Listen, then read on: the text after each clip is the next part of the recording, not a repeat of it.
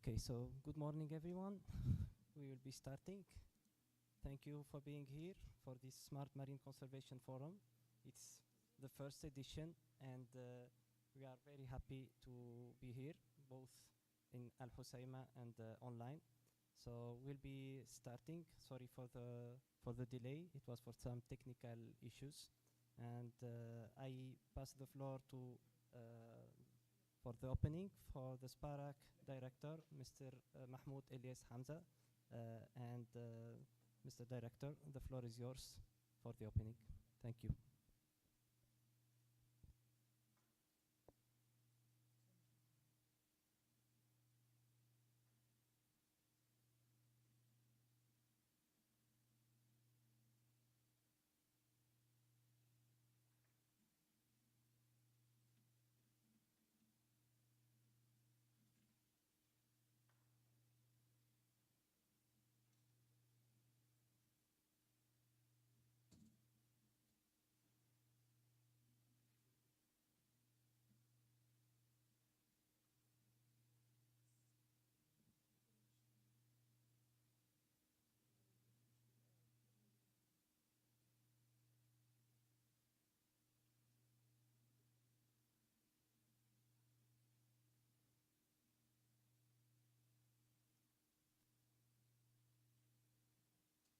Mr. Elias, if you hear us, so we are ready for the opening.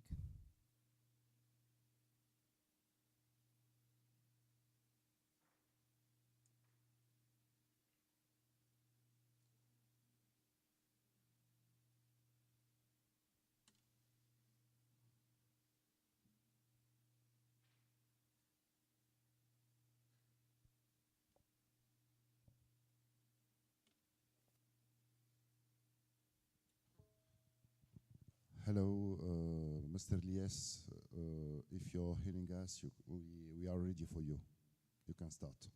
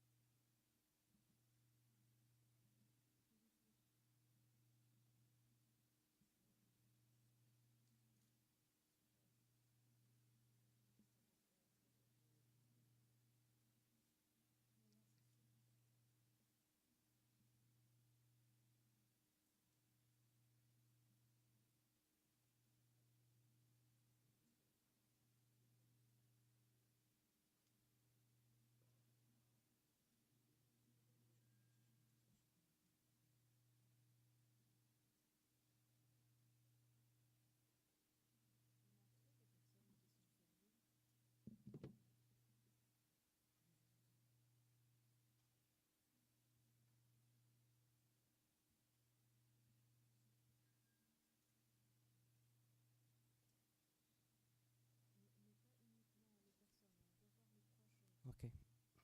So it seems there were some technical issues. Unfortunately, it happened when there is hybrid meetings. So, Mr. Elias, the floor is yours. Okay.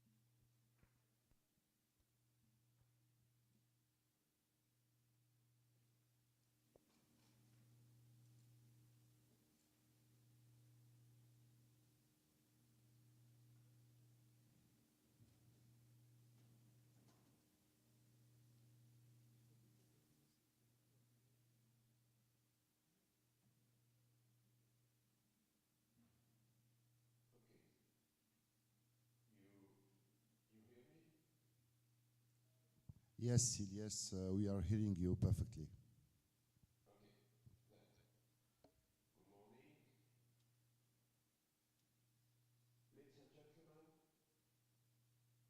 esteemed guests and participants, dear colleagues. Though I regret not being able to join you in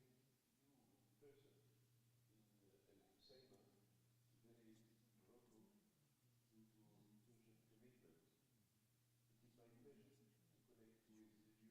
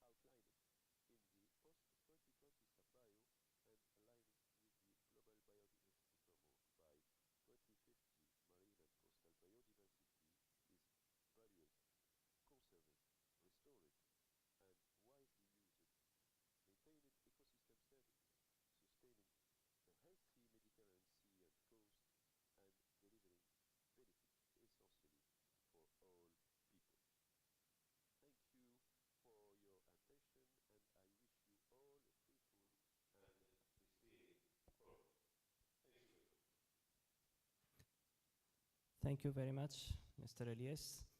And I just want to remind people here in the meeting room, but also online, that there is simultaneous translation to French. So if you want, there are some headsets here in the meeting room, in the Zoom. You can just switch to the language of your preference. So with that, I will pass the floor to Miss Silvia Sartori, Head of Office on International Activities, Directorate General for National Heritage and Sea at the Ministry of Environment and Energy Security. And we thank very much the Ministry for the financial support for this international forum. Miss Silvia, the floor is yours. Good morning and thank you very much. Ladies and gentlemen, colleagues, first of all, I would like to apologize for not being able to join you in Morocco for this important event, but I'm grateful to Sparak for providing this remote access which gives to a high number of people the possibility to participate and eventually contribute to the relevant discussions. I take this opportunity to express the deep appreciation of the Ministry, the Italian Ministry of Environment and Energy Security, for the hard work that has been carried out by Sparak and for the efforts spent in organizing such an international forum. A special thank you goes also to Morocco for hosting the event. As you may know, the event has been financed by the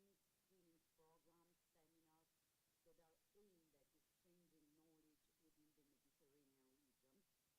framework of the bilateral agreement with UNEP-MAP, which was signed at the end of 2021 with the objective of supporting the program of work 2022-2023 of the Barcelona Convention. The Italian Ministry of Environment and Energy Security strongly believes in this form of cooperation, and within this agreement has always chosen to pay special attention to activities such as training, skilling programs, seminars that are aimed at exchanging knowledge within the Mediterranean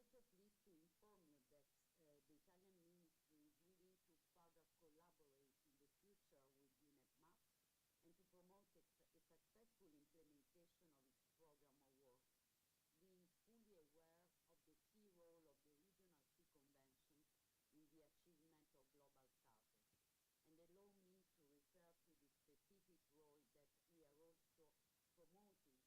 future with UNEP-MAP and to promote a successful implementation of its program of work, being fully aware of the key role of the Regional Sea Convention in the achievement of global targets. And allow me to refer to the specific role that we are also promoting in all global fora, and in particular in the G7 under the Italian presidency. We are extremely satisfied that this event attracted the interest of many countries, research institutions, regional organizations and NGOs, which I'm sure will all actively participate and contribute to its success. We are also delighted to hear that many students will be attending,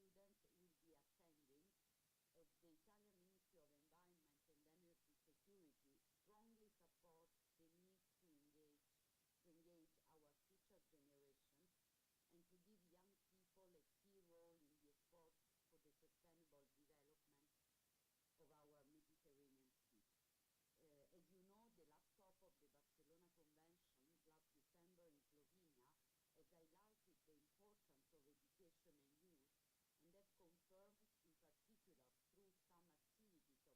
and youth, and has confirmed, in particular through some activities of the program of work adopted in that context, its will to enhance outreach on key MAP topics for youth and other targets. I'm sure this event will be of utmost interest for everybody. Therefore, I don't want to waste any more time. Let me just end by wishing you a successful work and, of course, a pleasant stay in Morocco. Thank you very much.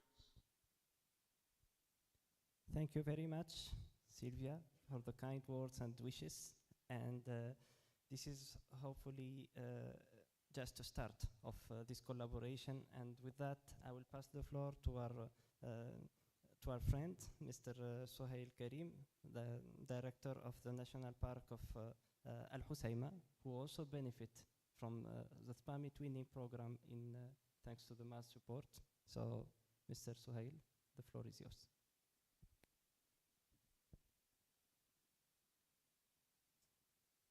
Merci, c'est Achoul.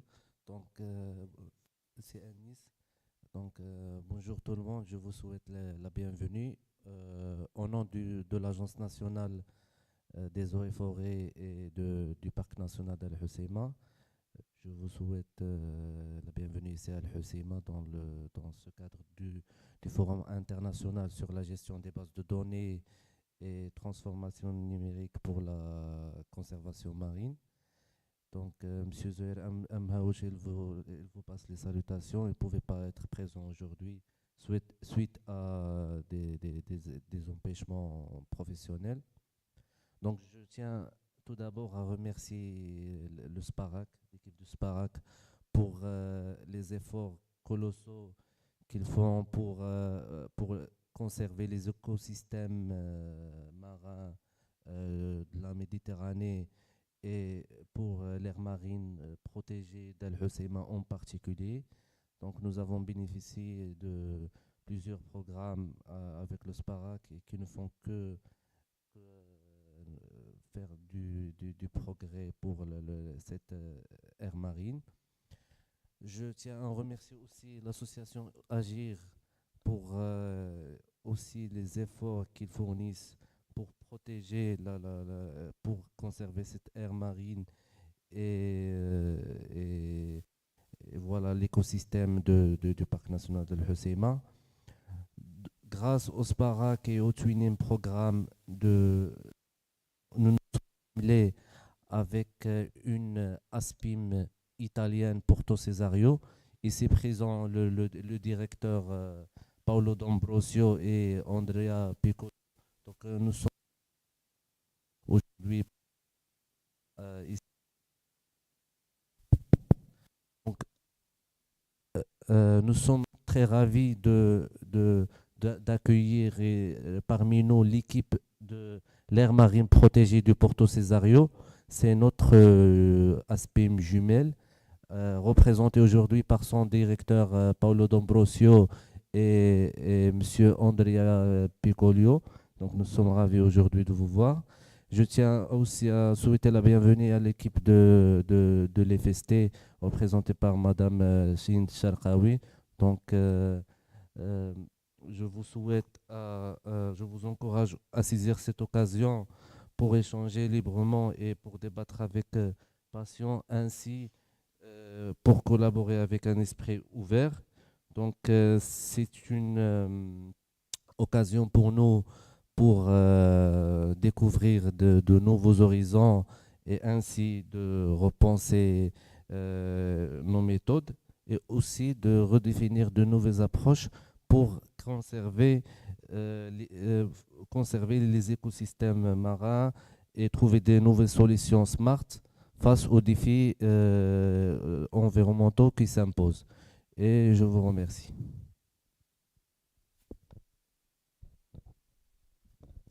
Merci beaucoup, Karim. Justement, c'est une collaboration qui ne fait que progresser et justement, vous avez cité une ASPIM jumelle, mais certainement, ça va encore s'agrandir avec un réseau justement d'ASPIM qu'on veut en Méditerranée.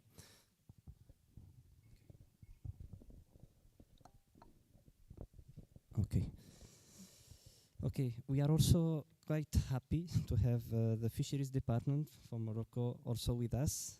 This is very important for us because conservation and sustainable use of marine resources is quite important. And with that, I pass the floor to my friend Mr. Oussama Qostal. And with that, I pass you the floor. Bonjour tout le monde. Mesdames et messieurs, c'est avec un grand plaisir et un profond engagement envers la préservation des ressources marines que je prends la parole au nom des départements de la pêche maritime. Alors que nous réunissons aujourd'hui pour discuter la biodiversité marine et la conservation et la base de données de conservation, je suis convaincu que que cette rencontre nous permettra de partager les perspectives cruciales pour l'avenir de nos océans en tant que représentants.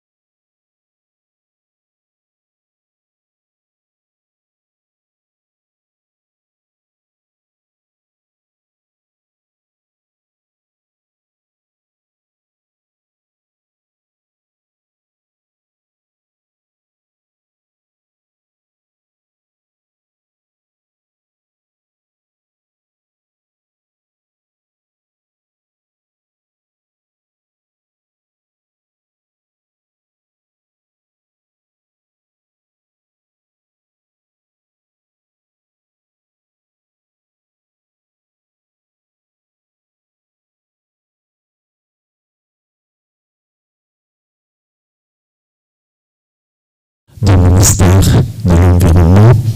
Donc, ce sont des éléments très importants pour appliquer des approches écosystémiques qui nécessitent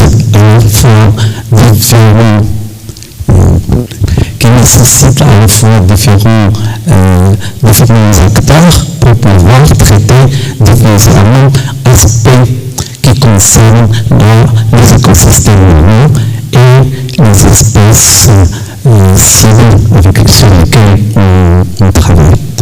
Donc depuis 2017, on a eu la chance d'avoir collaboré à travers la création d'un master littoral au sein de la faculté des sciences et techniques.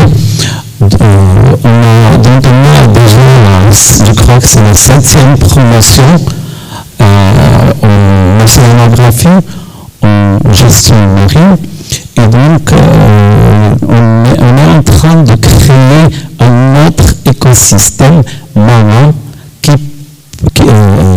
écosystème plutôt humain, qui peut se déployer et créer, donner des compétences, des capacités aux ressources futures. Sur ce, je cite le site du dernier Summer School en septembre dernier, et justement ce Summer School, tout le monde me l'a confirmé au niveau de l'INED. D'ailleurs, M. Anis a projeté ce forum sur la base de la qui a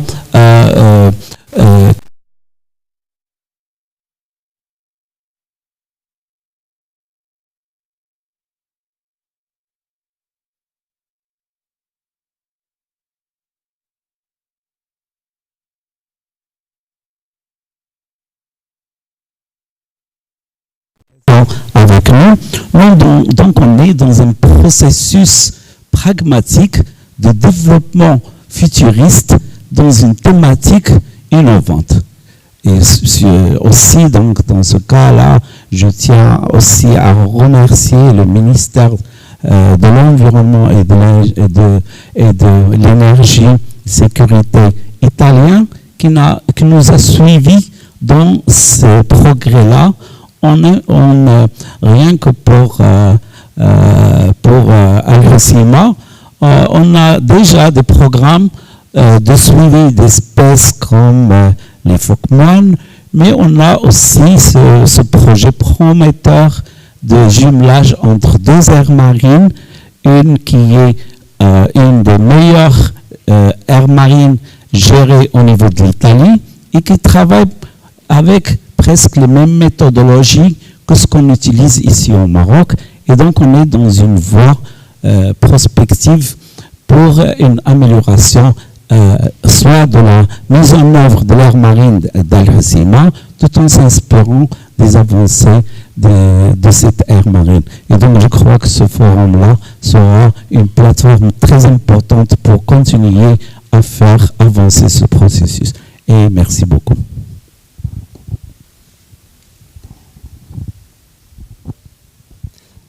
Merci beaucoup, Mr. Hussein. Thank you very much, Mr. Hussein. So with that, I will maybe start with one very short presentation to remind everyone the objective of this forum, but also informing you on some technical information needed here, both in the meeting room, but also online.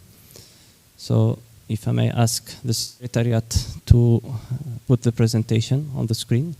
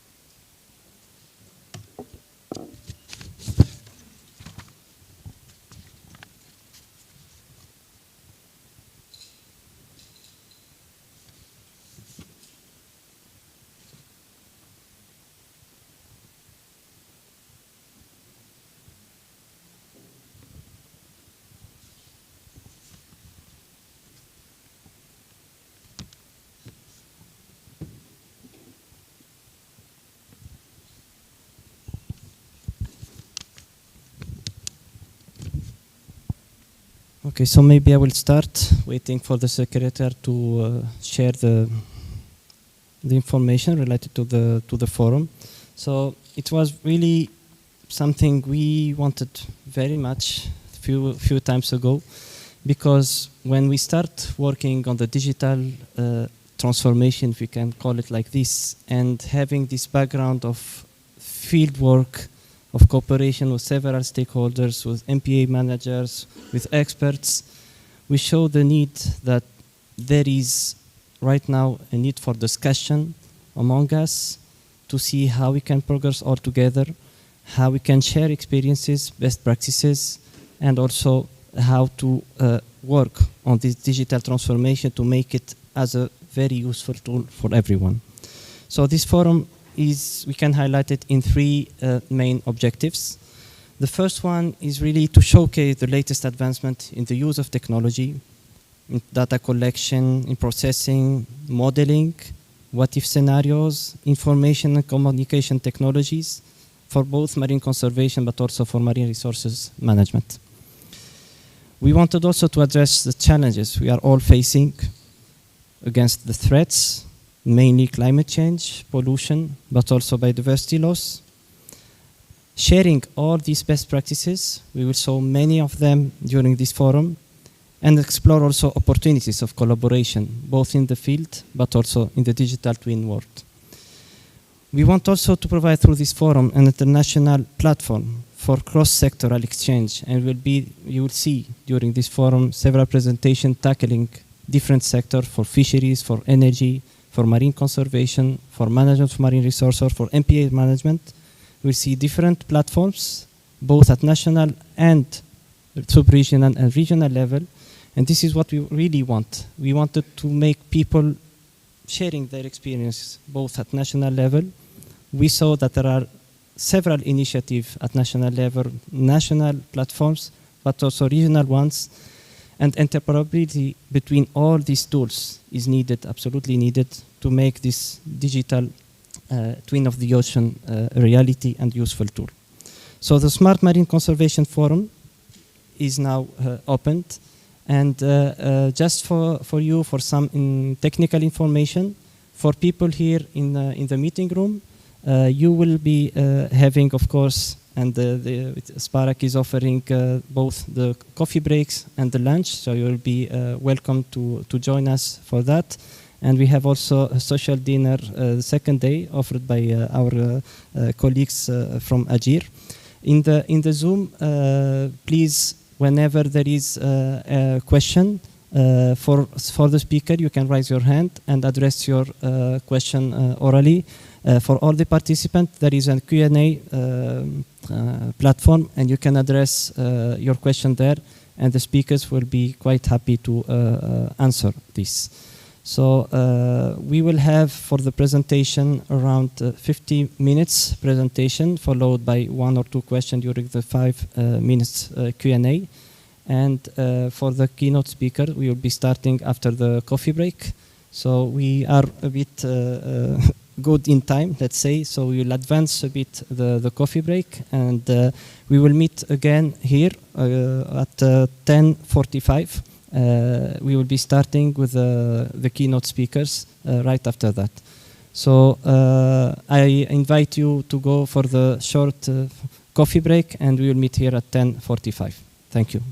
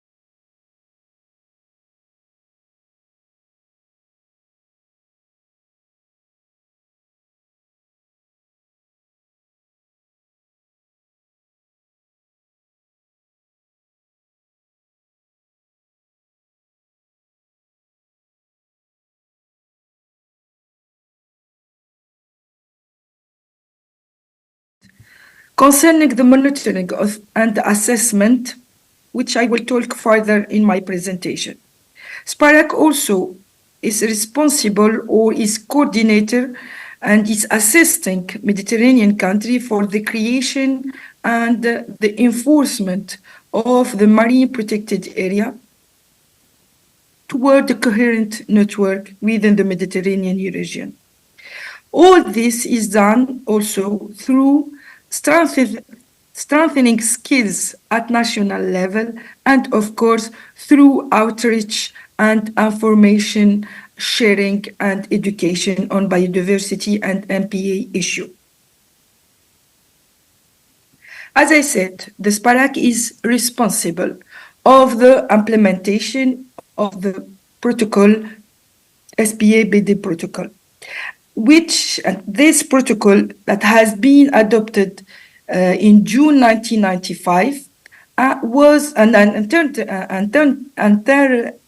into force in December 1991, aim at the protection of area of particular natural or cultural value by the establishment and management of specially protected area and the SPAMI.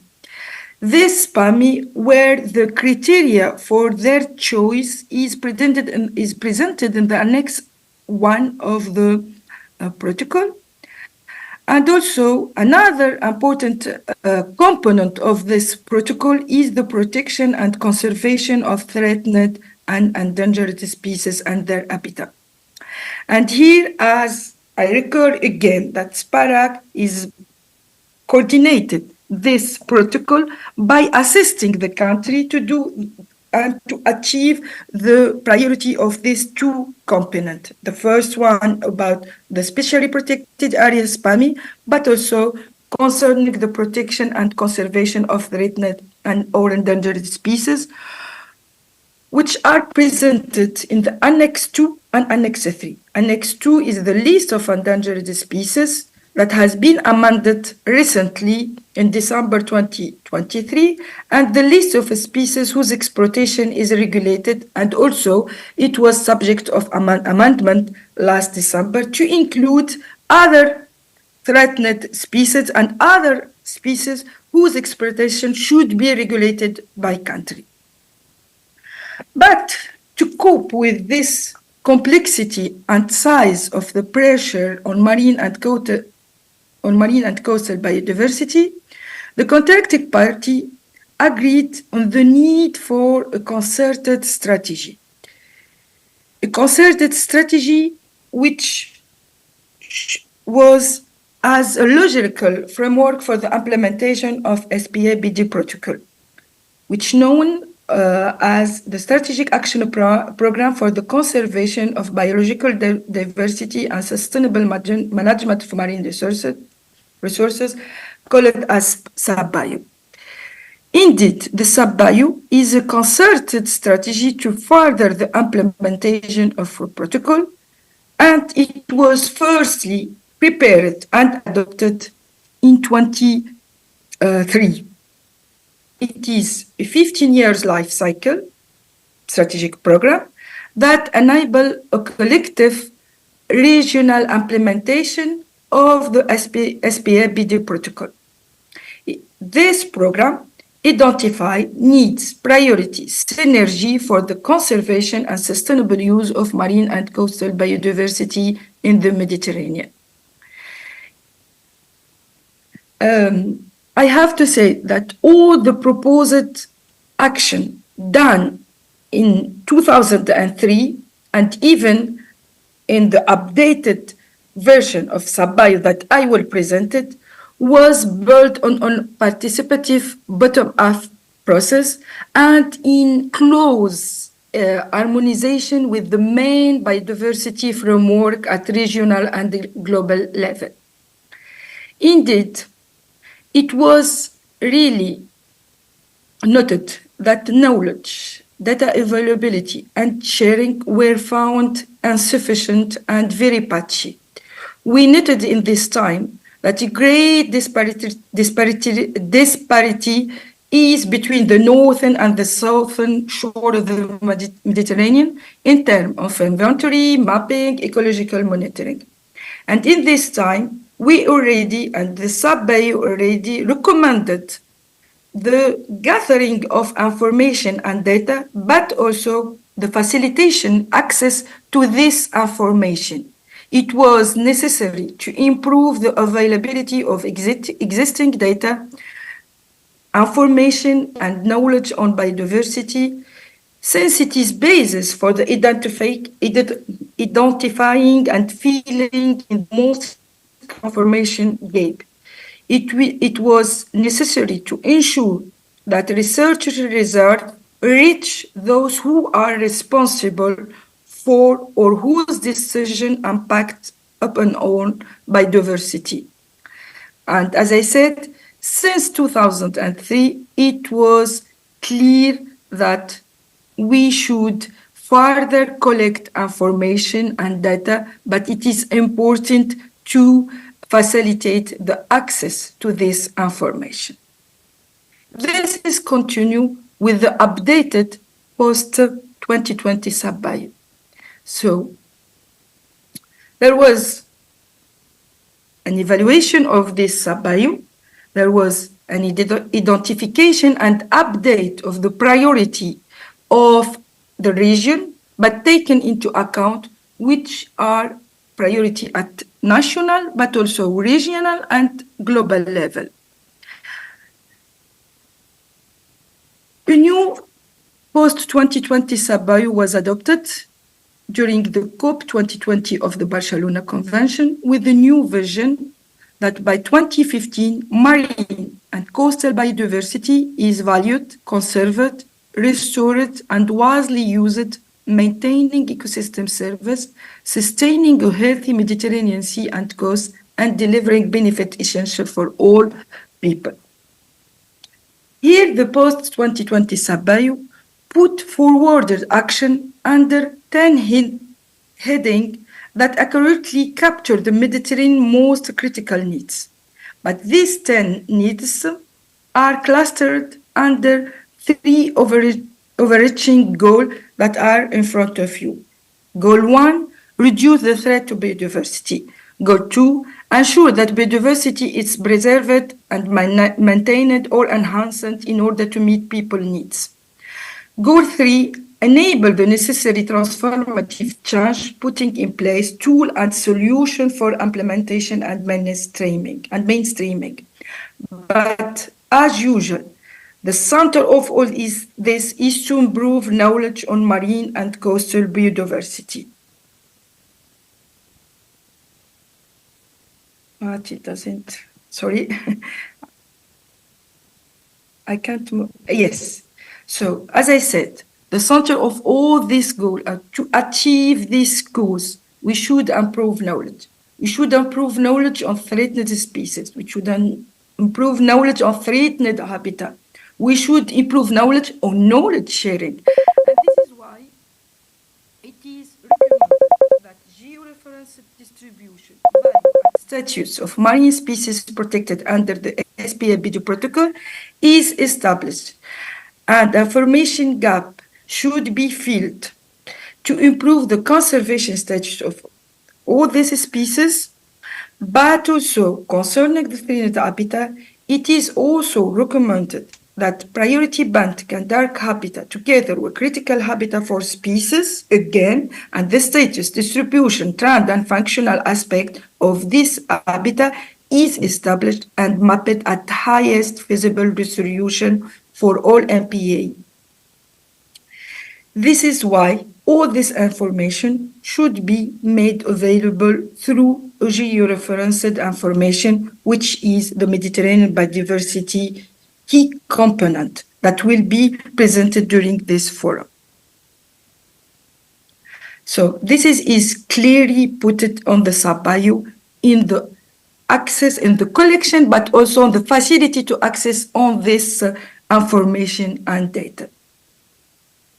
Another process has been developed by SPARAC, which are the regional action plan for the conservation of species and habitat. This action plan is the most complete approach to conserve a species or group of species.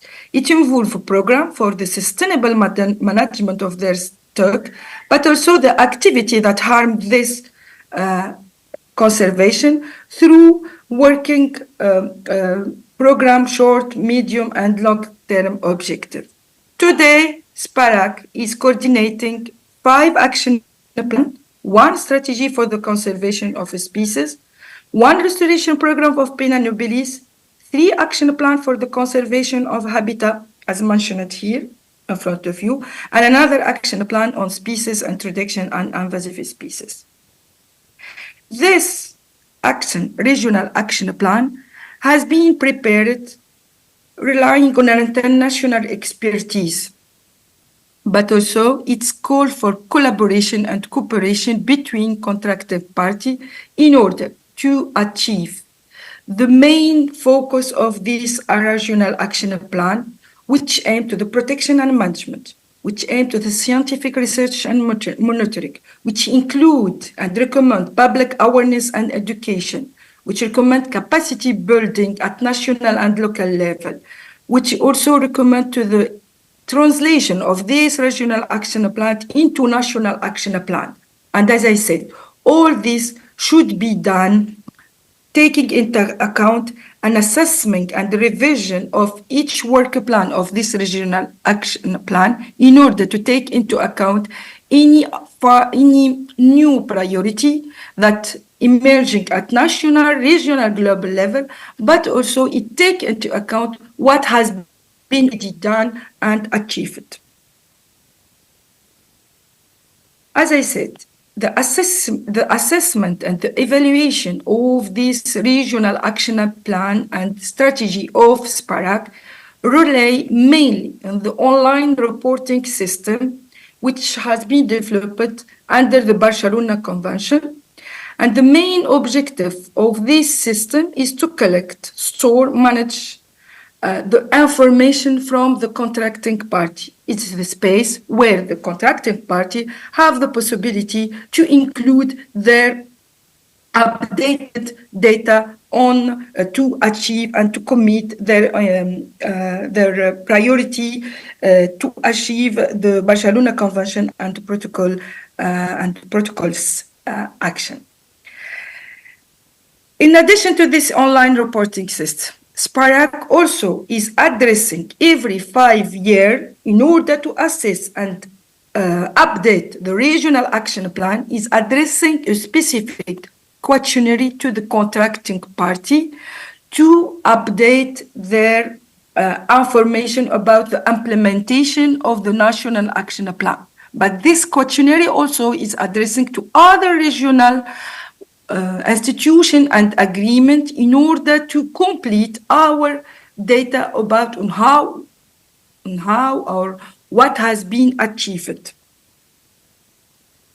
This assessment also take into account any publication produced by UNEP-MAP SPARAC, ranging from assessment, study made at national and regional level, to report on specific theme, to share knowledge, to share lesson learned from our permanent program of work, but also from any project with external fund.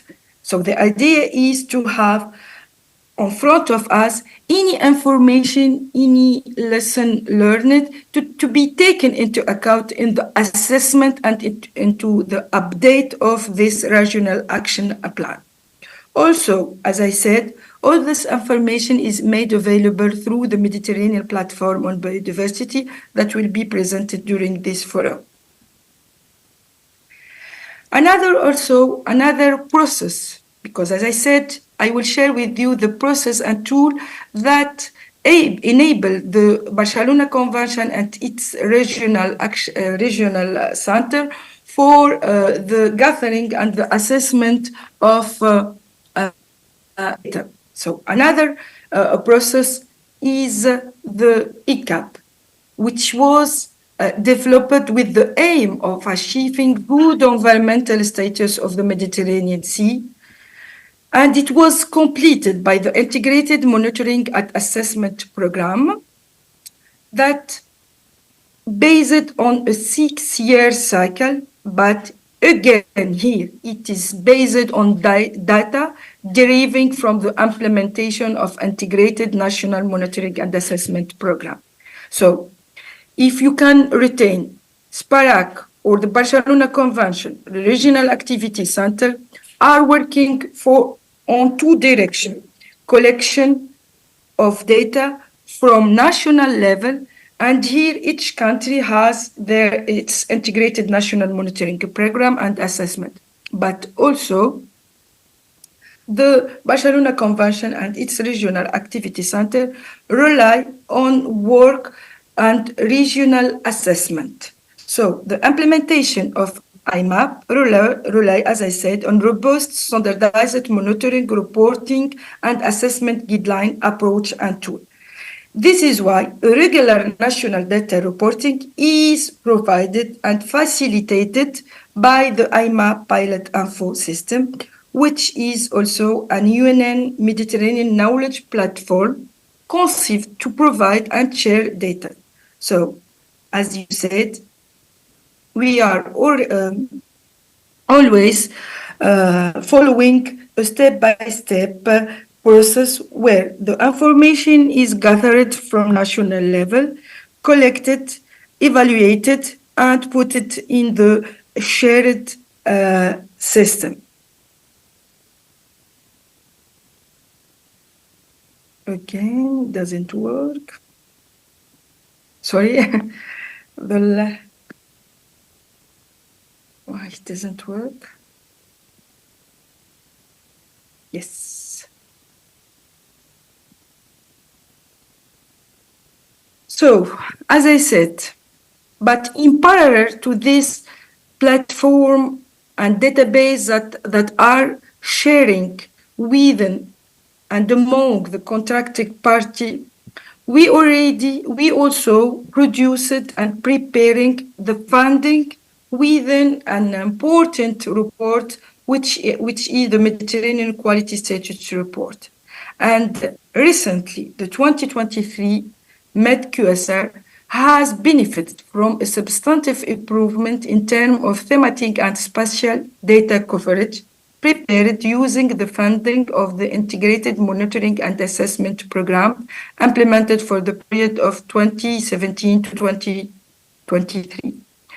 So here, this also important document has been prepared based on thematic assessment that provided a good environmental status, but was using assessment methodology that ensured the combination use of availability, quality assured data set that was reported by the contracted party through the IMAP info system and relevant scientific literature. So as I said, it is important to ensure quality ensured data set to prepare any assessment and any evaluation of the regional action plan, but any regional also report. I would like to conclude my presentation by saying that it is important to collect data, but as a convention and as a protocol, we recommended to collect data because data is provide insight in the current state of marine and coastal biodiversity in the Mediterranean. It helps identify threat and conservation priority. This data is also help us to inform decision-making process, allowing for evidence-based conservation strategy. But what is important and ensured by the Barcelona Convention is the coherence on the data collection. This is why we are working and guarantee the quality and the compatibility of biodiversity data. This is why the consistent data collection are done through standardized protocol and guidelines. And this coherence in data collection standard also facilitated collaboration among researchers and organizations working toward conservation goal. So I would like to underline and to stress that by using standardized method and protocol, stakeholders can effectively compare, combine data, and leading to more robust conservation strategy, which is the aim of the Barcelona Convention and its protocol.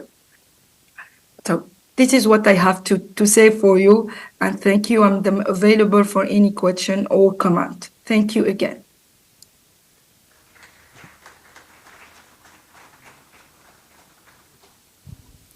Thank you very much, Lubna, for this very, very nice overview on what is happening at the UNEP-MAP level, in particular at SPARAC. You showed us how important data collection is, how important coherence at this level to set the right action plans that will be translated to national action plans, but also how it is important to get all these data collection standardized, which is done through the integrated monitoring and assessment program, but also how it is important to have these regional databases where all the contracting parties in the Mediterranean region are able to share and make this data comparable and make the right decision for our Mediterranean Sea. So with that, I will open the floor for question. I will start with the meeting room, but feel free also for participants online to also raise your hand or write directly the question in your Q&A chat. So if there is any question here in the meeting room.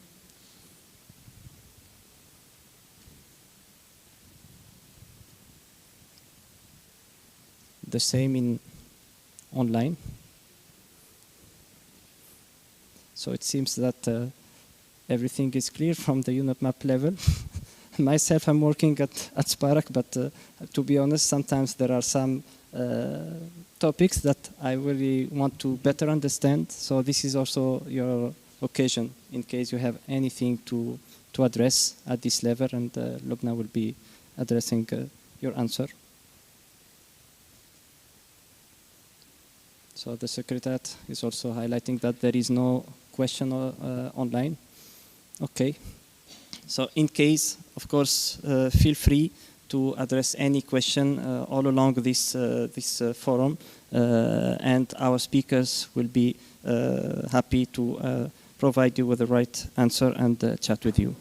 So thank you again, Lubna. And as you highlighted, this work cannot be done without the collaboration and straight collaboration with our contracting parties at UNEP-MAP Barcelona Convention, but also to our key partners in the region. And with that, we will also pass the floor to our partners from GFCM. We have the pleasure today to have with us our dear friend Paolo Carpentieri, so Fishery Resource Monitoring Officer at the General Fisheries Commission for the Mediterranean, but it also includes the Black Sea region. Paolo will also present to us the recent improvement in data acquisition, processing, and management for marine conservation, and the role of GFCM on that. So we'll see what is the GFCM mandate, how also at their level as a fisheries organization, they are dealing with the data collection, the data platforms. So with that, Paolo, the floor is yours. Thank you. You can share your screen directly. Yeah, thank you, Anis. Can you hear me? Yes, perfectly. Okay. Thanks a lot, Anis, for the introduction. Thank you also to SPARAC for the invitation to this meeting and for Morocco for hosting this important event. As mentioned by Anis, I'm going to present the role of GFCM and its current activity in the covering the aspect of the environment, but not only all the marine resource, and the recent improvement that we are carrying out in data acquisition, processing, and management of the data for marine conservation.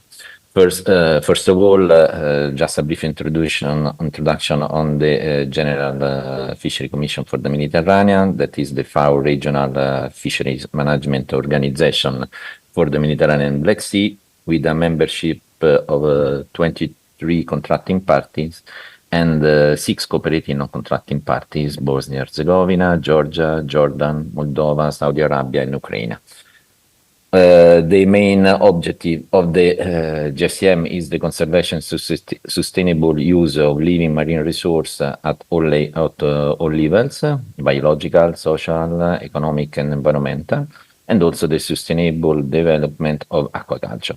All these activities carry out through the GSM Secretariat that it's seated in Rome, in Italy, and plus there are 5 technical units operating in the 5 different sub-regions of the Mediterranean Black Sea, in Spain for the Western, in Tunis for the Central Mediterranean, in Lebanon for the Eastern, in Bulgaria for the Black Sea, and in Croatia for the Adriatic Sea.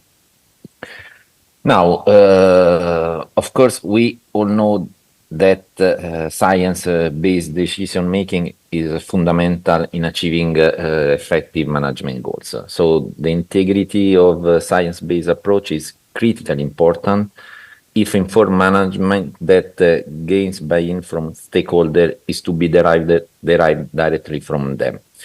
So all this includes the understanding of ecosystem dynamics, of the stock assessment, of the science-based monitoring program compliance, the evaluating management measure, the promoting stakeholder engagement. Everything is linked, all embraced by the integrity of the scientific process.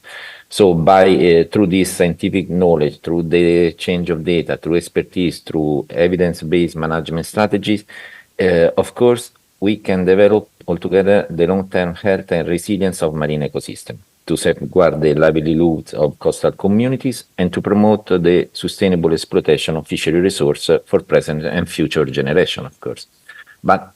And what's the role of the GSM inside this process? I mean, it has been also stressed before by Lobna in his intervention. We start from raw data to target management at the end, and this is the scene that we have from the raw data to the management. Better science for better advice. You can see on the bottom of this slide. In yellow, there's in orange science that regard everything related to the data collection, to the data analysis. Then the science should be interfaced with the policy in order to evaluate the best scenario and start to promote comprehensive advice. And then the final goal, the final output is on the end of the policy that, of course, that should take some decision making. The first step, it's only science, it's data collection. It's really, really important to collect good set of data, to have good quality of data. And those data should be collected at national or regional level from various sources, from discard monitoring program, from biological data collection, from scientific survey at sea, from incidental catch of vulnerable species monitoring programs, but also socioeconomic survey. All the data that are collected through this program are then submitted to the GSM Secretariat through the data collection reference framework platform. In recent year, through the involvement of several partners or through the funds of the European Commission, the GSM was able to carry out together with countries several activities at sea, scientific survey, with target the demersal species in 7 countries, but also the pelagic acoustic survey in Algeria and Morocco. Some new survey in area where never those surveys been carried out before in Lebanon, and also, as I mentioned, also socioeconomic survey to investigate the revenue and the characteristic of the fishery, including the small-scale fishing. Not only this, but it has also been conducted several discard monitoring programs in a lot of countries in the different regions of the Mediterranean Black Sea, and in the framework of the Med by Catch program that several of you already know very well, we have conducted incidental catch monitoring program in Italy, Croatia, Morocco, Tunisia, and Turkey, and dolphin depredation monitoring program, Italy, Malta, Morocco, Spain, and Tunisia. What was important in all this activity that has been conducted till now and still are going on? A lot of these activity are also being implemented this year, but also in the coming year. Something that was stressed at the end of the Lobna presentation before, the coherence in data collection in order to ensure good quality, comparability, compatibility of data. We use standards and harmonized protocol for data collection. You can see a protocol for the collection of data on discard, for scientific survey, but also for incidental catch and depredation, and for recreational fishing. All these protocols provide you with common guidelines to collect the data, but more important, also with common guidelines to report the data, because otherwise we cannot compare the data if they are not reported in the same way with the same codification. And in all this protocol, you can find also instruction on how to not only collect, but also feed the database, because for all these protocol, there's also a database on surveys data, on incidental catch of vulnerable species data, and the one on recreational fisheries under construction. A quick slide, because then my colleague Federico De Rossi will introduce you better in the world of the data collection reference framework. All the data that are collected independently from the program, could be a discard monitoring program, could be a biological data collection, could be fleet data, could be discard data or vulnerable species data, go inside the data collection reference framework, that the instrument that links data to advice. In the past year, the quality and the quantity of the data collected and provided by the countries and experts has grown exponentially, and from, if I'm not wrong, from 39 data codes in 2017 to more than 150 in 2023. The data, of course, if you see the green on the top of this slide, there's a green line with the data entry, are submitted through Excel data form by the country or by the expert. Then they arrive in the DSRF online platform. There is a process of quality, of synchronization, an input process. And then there's also a quality check for the output, for the results, for the output synchronization. And the final report goes directly to the contracting parties for evaluation. The second step is the basis for scientific advice. Experts from the region come together in workshop, in working group, in order to analyze the data, to harmonize findings, and elaborate forecasts and identify priorities. For this has been created also several working groups covering vulnerable species, the WGFIT on fishing technology, the stock assessment for demersal species and pelagic species, the WG working group for vulnerable marine ecosystem and essential fish habitat, or also ad hoc workshop. Just to mention that also this is the results from the working group on demersal species. There was also an increase or improve of the stock assessment in the recent year from 2013 to 2021. You see from 29 stock assessed to 86.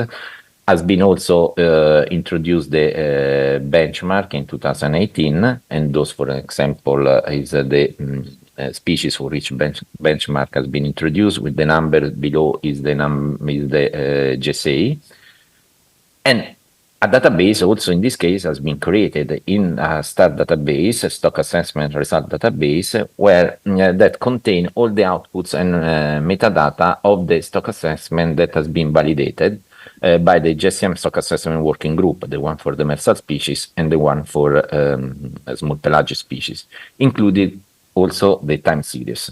So it's possible to consultate this database, filtering option, download all the stock assessment results, and also create interactive charts. The data, the results of the both of the data collection reference framework, the output that I mentioned before, and the results from the stock assessment working group have been incorporated since 2016 in the State of Mediterranean Black Sea Fishery, the SOMFI. SOMFI, it's a publication of the GSM that provide a comprehensive and up-to-date review of the status and trend of fishery in the GSM area of application, covering the fleet, the socioeconomic, the bycatch, the stock assessment. It's a biennial publication, and it is intended as an essential information source on the main issue related to fishery in the Mediterranean and the Black Sea, and as a key tool to support strategic decision-making and to monitor progress towards the main goals and objectives set by the GSM.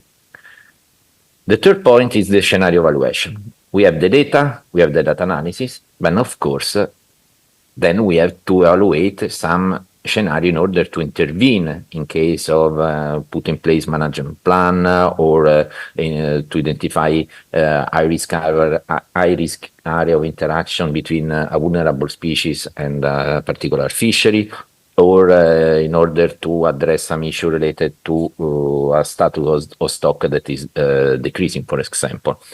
All these scenario evaluation is being carried out by the sub-regional committee or by a specific regional group like the working group on small-scale fishery on recreational fishery, or a species-specific regional group like, for example, the working group on red coral.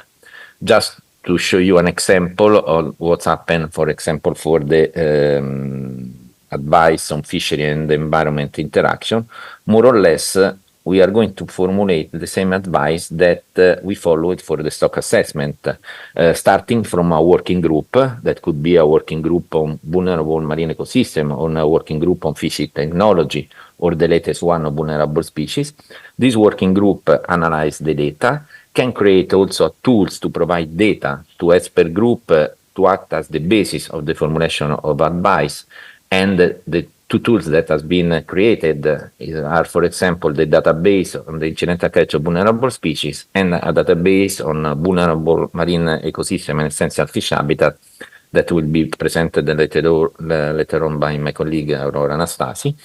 And after you have the expert group and the tools to provide that act as the basis of the formulation advice, you have also the creation of methodologies convert data into advice, an ad hoc working group that could be, for example, the working group on data analysis. I'll show you later what's happened then after the working group on data analysis, because before we have also the latest 2 points, the data, the science policy interface and the data policy and the final policy. The working group for the Black Sea and the Scientific Advisory Committee for the Mediterranean review all the work that has been done, starting from the collection of data, can formulate scientific, social, economic advice and debate and identify options for management. Everything at the end is the decision making where the contracting parties can adopt binding recommendation or resolution and can determine and inform GSM direction and activity for the following biennium. For example, regarding vulnerable species, has been adopted recently several recommendations on the mitigation of fishery impact for the 4 or 5 group of vulnerable species, seabirds, tarsos, cetaceans, sturgeons, also in the Black Sea. And not only the final, coming back to the slide that I showed before you regarding the environment interaction, also in this case, for the vulnerable marine ecosystem, there has been a formulation on preliminary advice, I mean the identification of priority areas for the protection of vulnerable marine ecosystem indicator species. For example, another for vulnerable species, the working group on fishing technology, consulting the data deriving from the MedByCatch project, from the different monitoring program in place in several countries, or also taking advantage from a regional review on vulnerable species that experts on the sector carried out during covering last 20 years. They put together all this information. They draw a map on the main interaction areas between different group of vulnerable species and vessel group, and this was the results. You can see, for example, for Elasmo branca, huge interaction, in this case incidental catch, was found in the Black Sea and in the Eastern Mediterranean regarding the small-scale fishery. Trawler, more or less, have a huge interaction in all the Mediterranean area, and starting from the center, you can see an interaction between the demersal longline and the pelagic longliner in the western, mainly with the demersal longliner. In the Adriatic Sea, also, there's a huge interaction with the pelagic trawlers. The same for sea turtles, except for the Black Sea, where the species is not present, a huge interaction has been found for the old trawlers, bottom trawlers mainly, and the demersal and pelagic longline. Same activity also has been carried out for seabirds and cetaceans. Cetaceans, the bulk of the incidental catch is in the Black Sea, where Phocena phocena is captured by the bottom-set ginnet that target the turbot, and a few interaction also there's in the western. For the seabirds, the huge interaction is concentrated in the western, mainly in the Balearic Island, where several species of seabirds are incidentally caught by demersal longliner and pelagic longliner, but also set ginnets. So all these data analysis collected with data collected in the same way through the program that I mentioned before, made by Catch, but also the monitoring program in place in each country, permit to give this recommendation to the SAC, to the Scientific Advisory Committee. The Scientific Advisory Committee decide, of course, also endorsing the Regional Plan of Action Vulnerable Species, to carry out much more to reinforce, the scientific grounding on this area, to carry out ad hoc pilot project in this area to test also some mitigation measures to improve data collection, because starting from the data that had been analyzed, it was important to put in place immediately some measure. So just to show you how can be done the activity starting from the raw data to the final advice. So for the time being, for example, this year started some activity, some pilot project testing mitigation measure, improving data collection in Morocco for the dolphin depredation for purseiner, or incidental catch of shark and rays in trawlers, always in Morocco, the seabirds in the Balearic Island, in Croatia, the negative interaction between shark and sea turtles and the trawlers. As I mentioned, in the Black Sea, we have this issue with the Phocena phocena and the bottom-set ginnet, so we have put in place some pilot project also there. And in the Eastern Mediterranean, in Turkey, also trawlers targeting red shrimps and other demersal species. There's an negative interaction with sea turtle and shark rays. In Tunisia, we hope to start as soon as possible also another pilot project covering the bottom trawlers and longliners incidentally targeting sea turtles and shark rays. And of course, there's not only this, but there are several research program, pilot project, and pilot project with the mitigation trial that I showed to you, covering all other species in all the basin, starting again from data collected in harmonized, standardized way, and following the process that I showed you before, putting together scientists and policy, and then of course the policies that decide the kind of management that should be carried out. All the activity of the GSCM is guided by the GSCM 2030 strategy for sustainable fishing and aquaculture in the Mediterranean and Black Sea. This strategy aims to preserve the heritage of fishery and aquaculture for the livelihoods of Mediterranean and Black Sea coastal community, and is articulated around 5 targets. Each target is composed of expected output and strategic action. Just to focus only on one target, target 1, fishery and ecosystem, LTCs and productive fishery, you can see all the 4 output at the end of these 10 years of activity. In an ideal world, we would like to have technical advice on the status of fishery and potential management scenario improved to provide solid basis for decision making, evidence-based adaptive fishery and ecosystem management implemented, and so on. In any case, you can find all the strategy with all the target at this link below.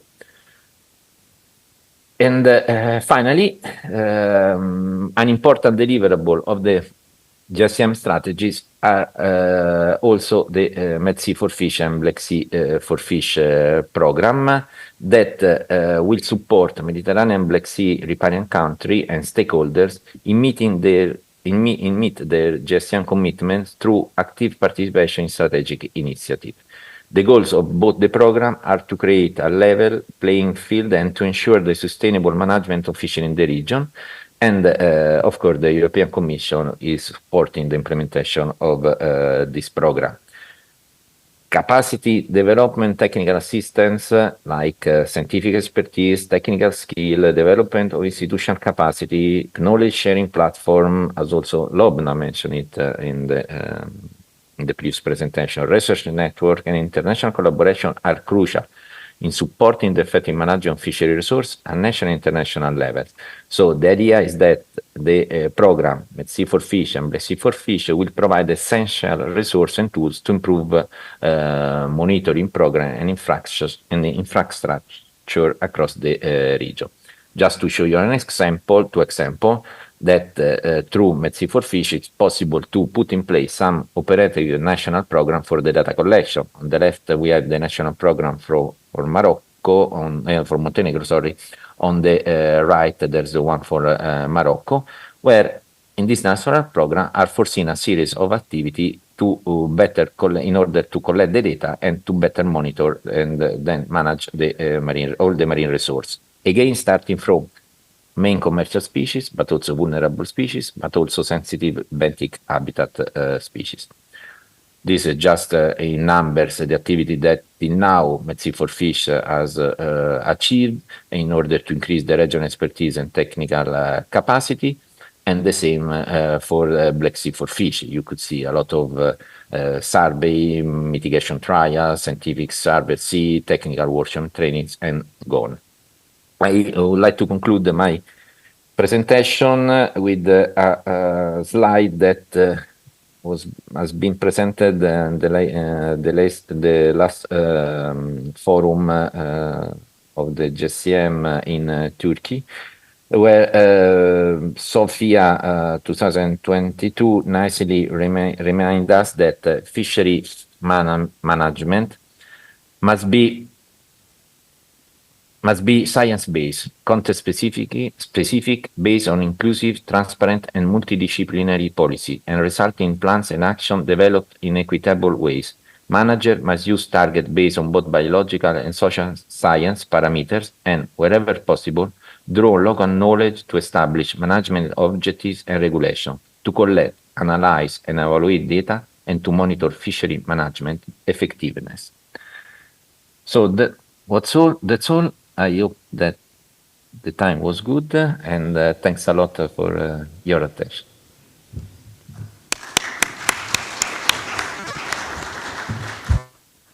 Thanks a lot, dear Paolo. It's very inspiring, very interesting speech. The huge work is ongoing at the GFCM level. You showed us how it's important to have this good quality to ensure comparability, complementarity, but also integration. We saw how at GFCM level the data analysis is implemented, how under working group, scientific committee, all this to come out with some advices, including socioeconomic advices, and the use of databases, and probably digital transformation is hopefully needed. We saw part of the work done at GFCM for fisheries. The second part on aquaculture, we'll show it later in a second presentation.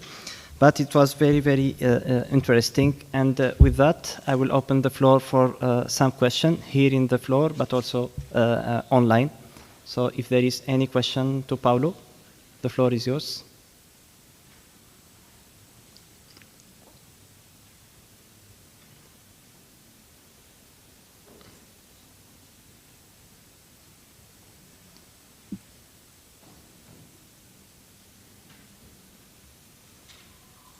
I think everyone was impressed, Paulo, with what has been done. I kill everyone. Everything is very well ongoing, let's say, at GFCM level, and the expert groups are already... Okay, I have a question here from Hussein Ajir.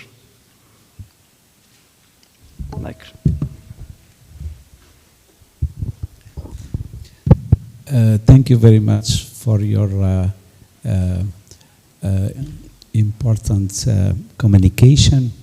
So it's just about to link your work with the actual forum on the digitalization. So in terms of disponible database that can be in each country, and then maybe this scope in the Mediterranean for the management of stocks in terms of transboundary stocks. What do you think of, for the future of the importance of digitalization to make to update the new visions or methodologies for conservation of the marine biodiversity in the Mediterranean? I hope my question was clear a little bit. Yes, sorry. May I ask Anis to summarize the question, because online there's a terrible echo. I can repeat the question briefly.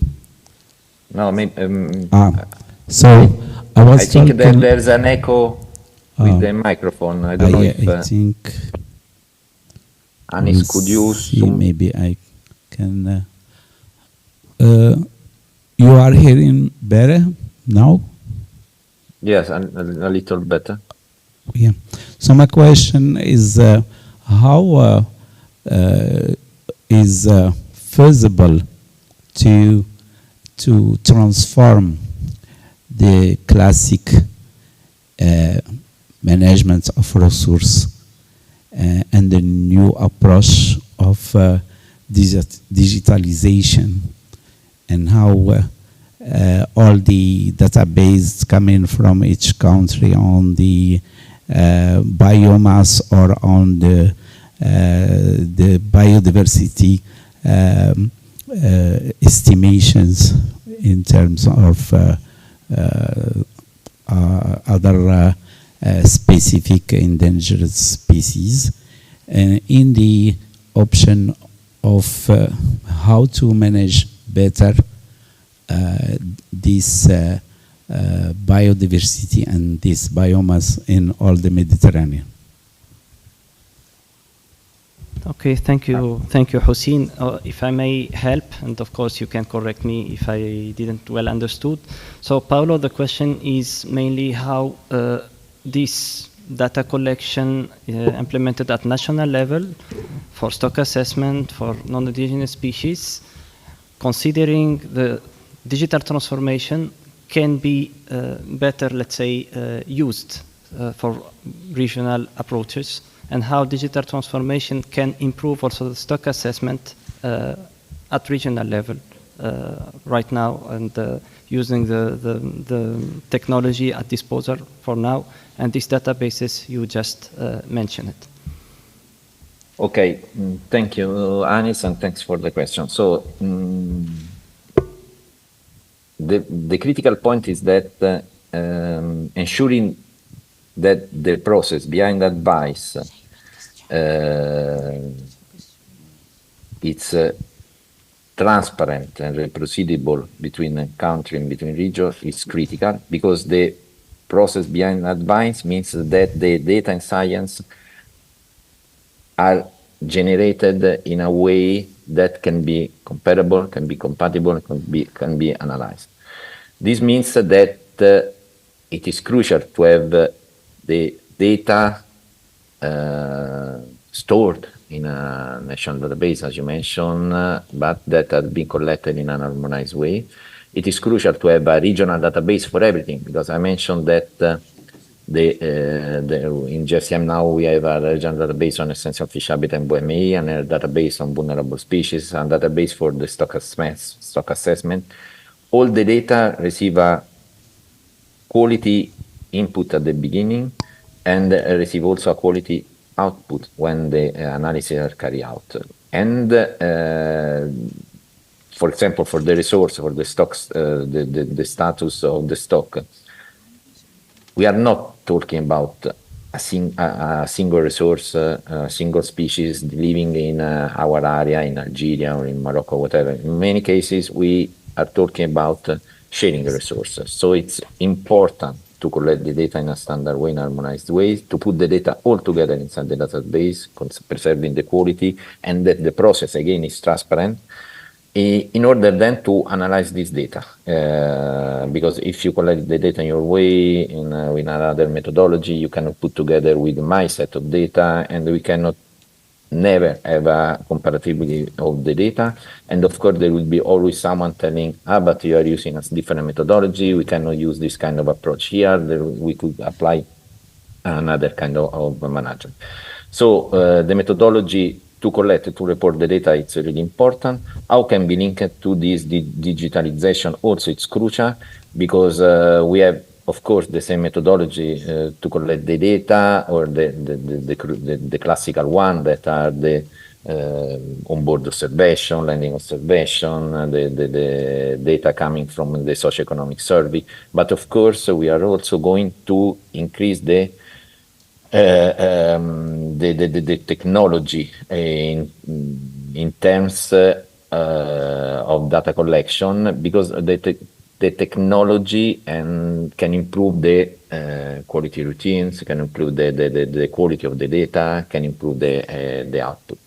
Quality, the technology that is not only related to can be not only related to the data that are then fixed in a database and analyzed into a database, but also in the process of the data collection, because maybe we will see different also methods that are raising up, like onboard camera, application for a mobile cell, the eDNA for the evaluation of the presence of vulnerable species during fishing activity.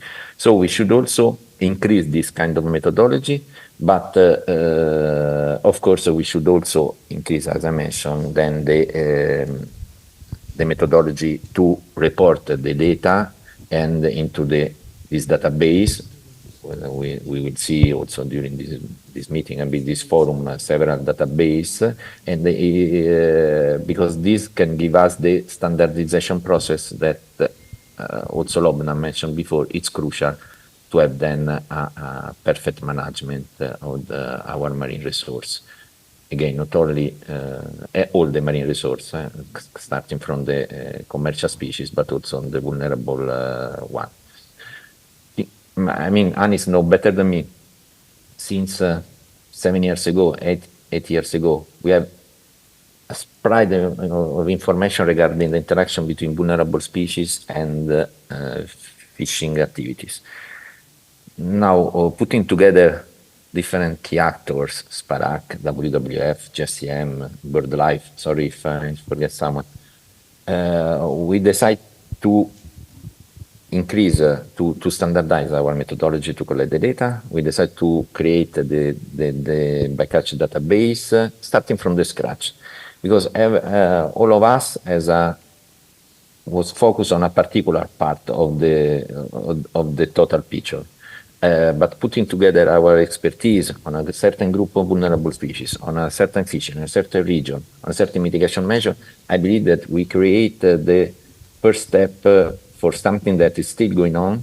You see my slide on the pilot project on vulnerable species, and that of course we can share with other countries and we can apply in other countries. Again, also in this case, the methodology, the database was very helpful because permit us to analyze the status of this interaction in an easy way, and because the quality of the data increased a lot, the quality of reported and collected data increased a lot, and permit to the SAC, to the Scientific Advisory Committee of GSM, to formulate clearly advice also on the status of interaction between some group of vulnerable species and the fishing activity.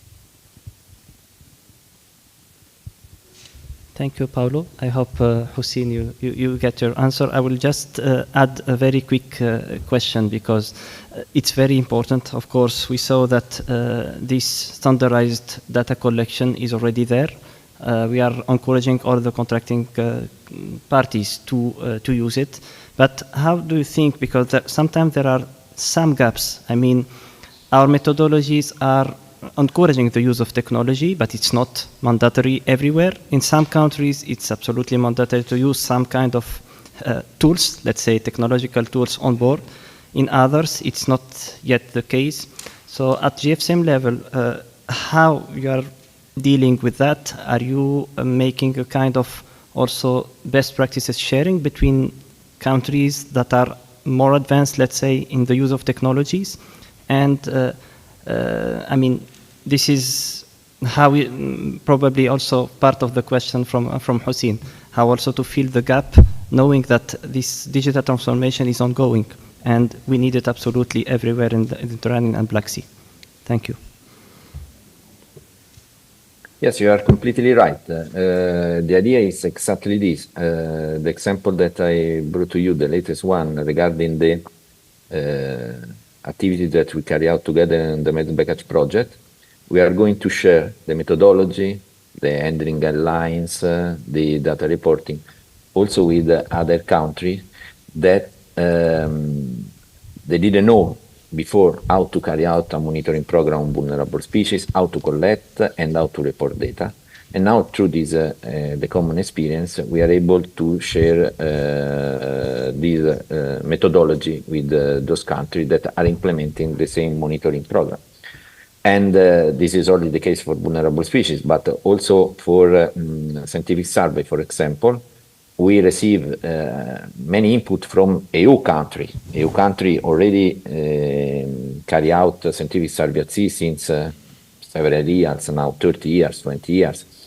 And it's really important for stock assessment to have the data collected in a standard way for during this scientific survey.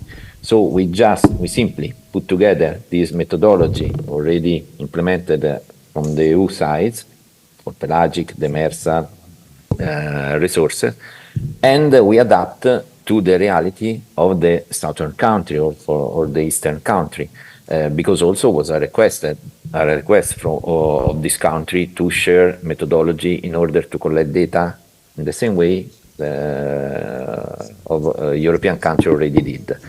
So during the stock assessment working group, also for this was the number of assessments raised a lot because several countries entering this process through this common methodology and were able to share the data with the countries that already carry out this activity. But it's true for all the activity. I mean, for recreational, for discard, our role is exactly to put together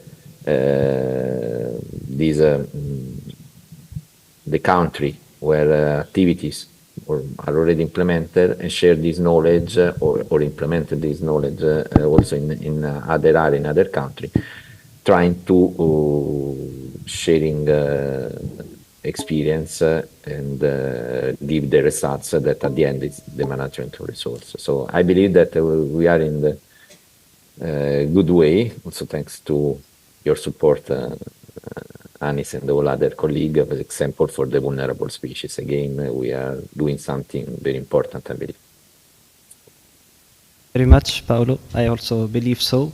And I think we cannot talk about vulnerable species without having our dear colleague Alessandro Lucchetti. He's raising the hand. Probably he have a question. So Alessandro, the floor is yours. Hi, Yanis and all. Can you hear me? Yes, perfectly.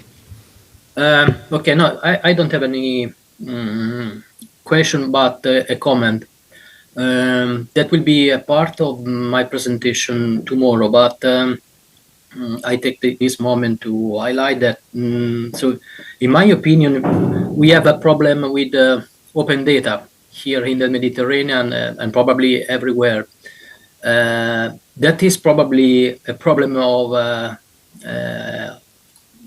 us as scientists. I mean, because we are a bit slaves of a system where the researchers is only evaluated, or the main concern of a researcher is to publish rather than to solve problems. I mean, therefore, we have a problem of open data mainly for this reason, because sometimes data are on the table, but we don't have access to that data to make analysis, etc.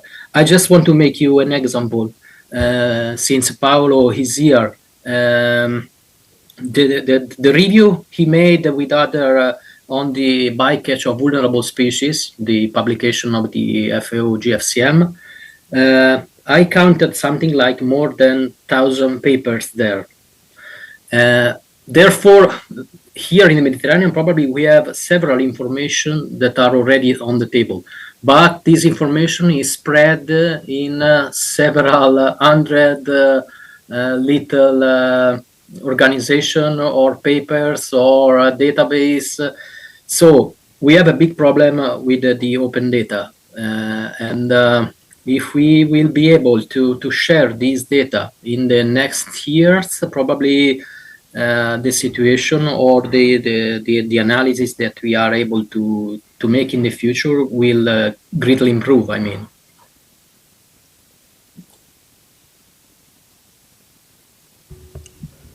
Thank you, Alessandro. So, Paolo?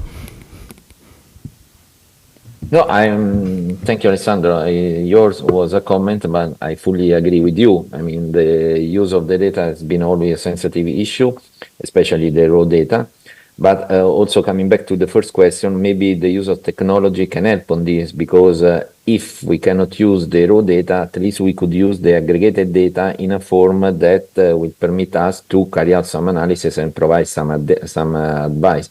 Sometimes we don't need the raw data, but we know we need the data maybe aggregated also temporal and spatial space, and it's enough to carry out some analysis. Raw data, for example, are used during several working groups, the working group of analysis, the working group on fishing technologies. And in this context, of course, there are some rules on the use of data, but scientists can easily have access to the data and carry out their analysis. In any case, it's true that still there are some rules for to have access to the open data that make not easily our life when we need to carry out some analysis. Thank you, Paolo. Raw data is always under discussion, of course, but it's very, very useful, of course, the access to data. I have one final question. It is from the chat, from Oriane Petruizo.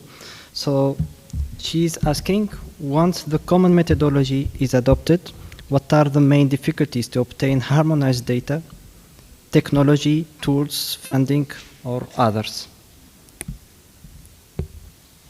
I can repeat the question, Paolo.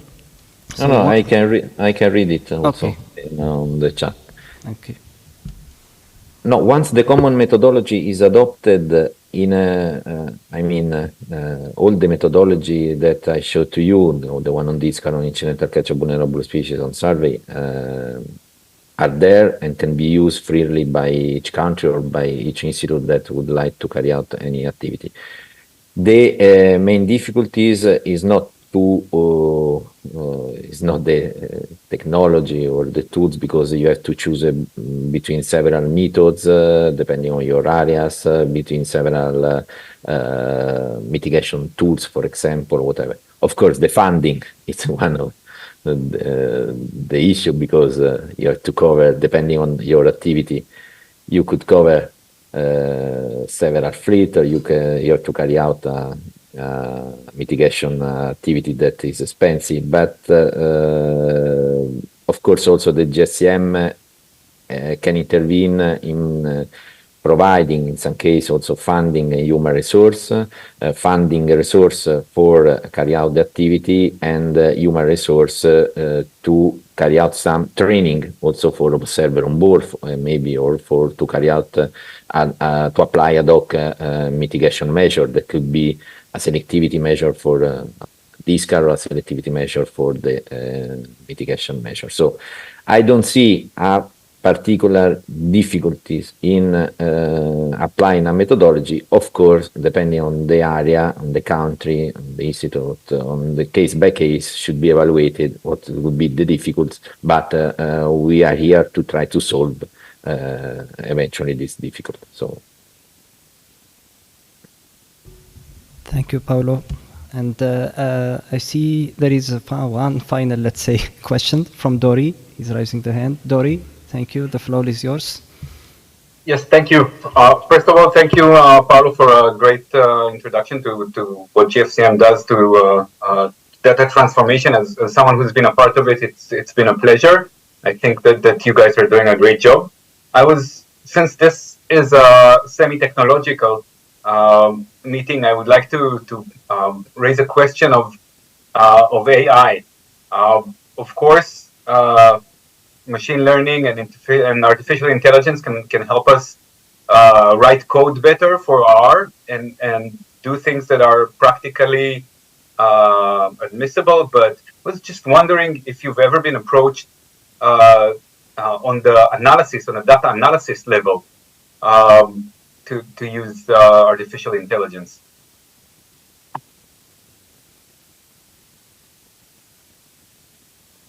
No, your question is very pertinent, and it's true that for the time being, the artificial intelligence, we are considering the use for the data collection, not for any kind of analysis later on that should be conducted later on. It's something that we should investigate.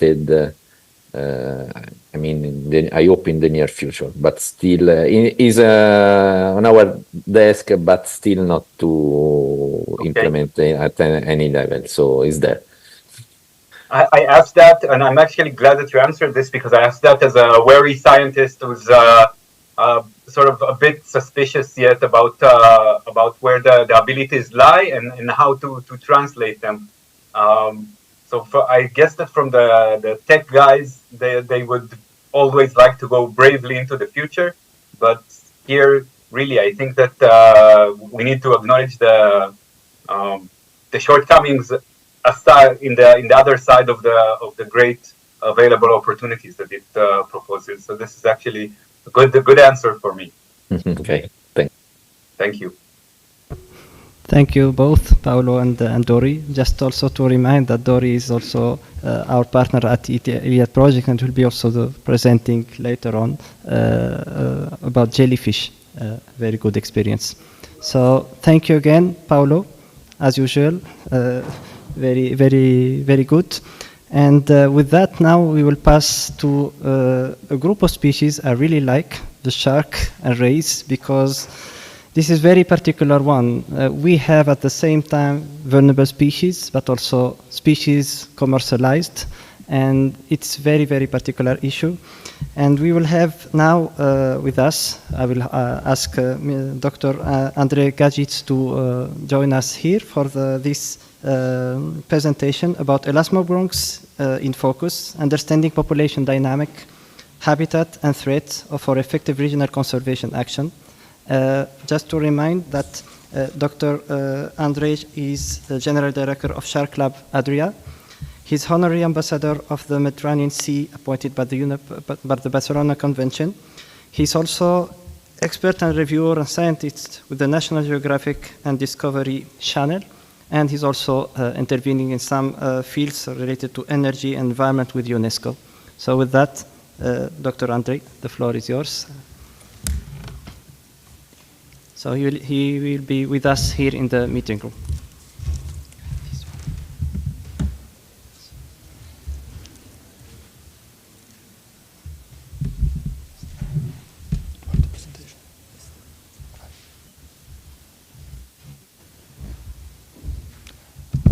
I would like to ask you to imagine a late December night. You are all alone, 30 meters deep in the sea. So cold that you feel a tingling on your face, and it's so dark that you cannot see the tip of your palm. You are lying there in the mud, and you are waiting for a shark to appear. But you are not there to stare krill in these animals. You are there to help them. But in order to be able to help them, and in order to be able to achieve the smart marine conservation, we need a trusted and accurate data about these species, primarily in the terms of their habitats, key habitats, life dynamics, and of course threats they are facing. We cannot address the threats unless we know which kind of the threats they face exactly. A second, I got. So the research that I'm going to present you today is derived from more than 170 days at the field in the southernmost Adriatic Sea, where we have conducted an extensive monitoring. And besides, we conducted the studies of disease development and post-release survival in the shark skates and rays. It's worth to emphasize that we have not interfered with the commercial fisheries in any way in Albania, but we just preserved as an observers, and most of the species we obtained actually were found deceased and stranded on the beaches. The research conducted have yielded the presence of more than 28 species, of which more than 50% are threatened, whether as a vulnerable, endangered, or critically endangered. Some of these species are protected by the national legislations in Albania, yet we have found them deceased on the beaches, stranded, which pointed to very low or zero post-capture survival, which prompted us to do a bit more research in terms of the pathology and reproductive skills. Through this research, it's worth to emphasize that there were almost no data about many of the critically endangered species in the region. All the previous data was actually just anecdotal reports of citizen science or some of the species that have been reported by local fisheries. But the research that we have conducted have yielded the data about the species that haven't been seen in this region for this century. And these data were published in some of the most prestigious journals, prompting to urgent conservation measures. Through this research, we have been able to describe the populations and their key habitats, including critically endangered little gulper shark, the deep sea species that is critically endangered in the Adriatic Sea. Besides, we have described the nursery area of the rogue sharks that were also uncommonly recorded in the area. And the latest paper that we have that is accepted for publication, we required reassessment of certain taxa that is extremely frequently caught with very low post-capture survival rates. Besides, we managed to describe the nursery area of the spiny butterfly ray, another critically endangered elasmobrines, bull rays, and understand their seasonal migrations in the southernmost Adriatic Sea, as well as to deliver the new data about the critically endangered deep sea species such as sandy ray and long-nosed skate, which all of these mentioned species have their neonates and young of the years caught in our studied area in very large numbers. Worth to emphasize, of course, the fisheries are let's say they have the devastating effects on the populations and leading certainly to declines and disruption of marine ecosystems. And we assume that more than half of these species that we have encountered is severely threatened by extinction. It's worth to emphasize that a recent paper published in 2022 pointed that half or more than a half of data deficient species as well is definitely threatened or most likely threatened with extinction. It is very important because our research is also focused on this data deficient and rare species. So if you take a look here at a single bycatch of elasmobranch in a one deep sea troll, so this was caught at 350 meters, you see the data deficient sharp-nosed seven-gill shark, you see also the neonate of a bull ray, you see a lot of cat sharks, and you see also a black-spotted smoothhound, you see thornback ray, and many other species here as well.